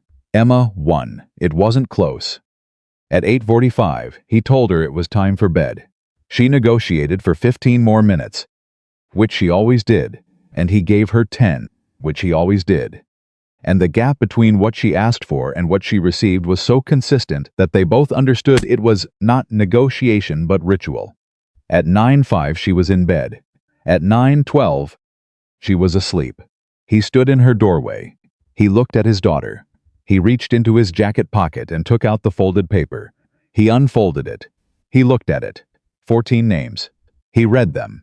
He read them slowly, one at a time, giving each one the attention it deserved, not the attention of a man processing information, but the attention of a man acknowledging people, specific people.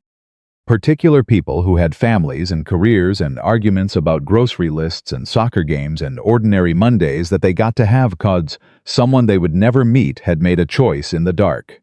When he finished, he folded the paper again. He held it. He stood in Emma's doorway with 14 names in his hand, and his daughters breathing in the room, and the emblem in his pocket, and the letter against his chest, and the weight of what it meant to have done what he did, and chosen what he chose, and paid what he paid, and still be standing in a doorway on a Monday night, watching the most important thing in the world sleep. He thought about what he would say, if he could say anything at all, to the 17, to the 24, not a speech, not an explanation. He knew what it would be. I chose to go, and I would choose it again, and I hope you have good Mondays. That was all. That was everything. He put the paper in his pocket. He turned off the light.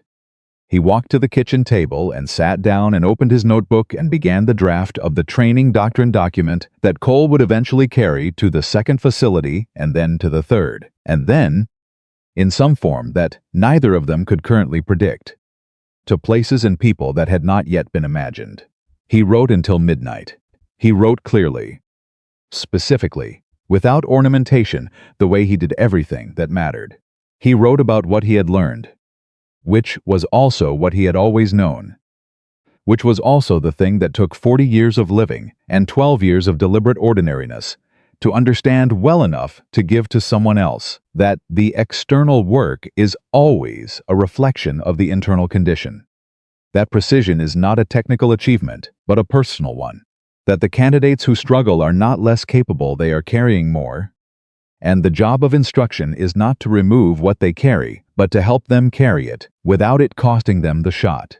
That the most important thing a person can do in any position, under any conditions, is show up with their whole attention and give the work what it deserves. He wrote that last sentence. He read it back. He thought it was right. He closed the notebook. He sat at the kitchen table for a moment, in the quiet of the house. No wind. No traffic, just the refrigerator's low hum, and the occasional sound of the house settling, and the distant specific sound, from down the hall, of a 9-year-old who was breathing and alive and safe. He put on his jacket. He reached into the pocket. The emblem was there. The letter was there. The 14 names were there. He pressed his hand briefly against his chest, feeling the edges of all three. Not a gesture for anyone else. Just his own acknowledgement of what he carried, and what the carrying meant, and the fact that he had made his peace with all of it, not perfectly. Not completely, because perfect peace is a thing for people who have not lived fully. And Ethan Walker had lived in ways that left no room for perfect anything. But enough peace, real peace. The kind that comes, not from the absence of weight, but from the knowledge that the weight was worth carrying. And that you carried it well, and that the people who needed you to carry it are living lives that prove you did. He turned off the kitchen light. He went to bed. And in the morning, the way it always did, the day came without ceremony and without apology and without any particular concern for the person it found. It found Ethan Walker awake at 6:20, making lunch, remembering the milk, moving through the ordinary architecture of a Tuesday with the unhurried attention of a man who knows that this, exactly this, the lunch and the milk and the Tuesday and the daughter, who would argue about something small at breakfast be right, is the mission he chose. The one that doesn't end. The one that never ends. The one that is, of all the things he ever did in the dark, with a rifle and a number and a single sentence, in a file that said his name without saying his name. By every measure that has ever mattered, the one he is most proud of. He is a father. He chose to be a father. And every morning he wakes up and makes the choice again. That is the whole story. That is the only story. And it is enough.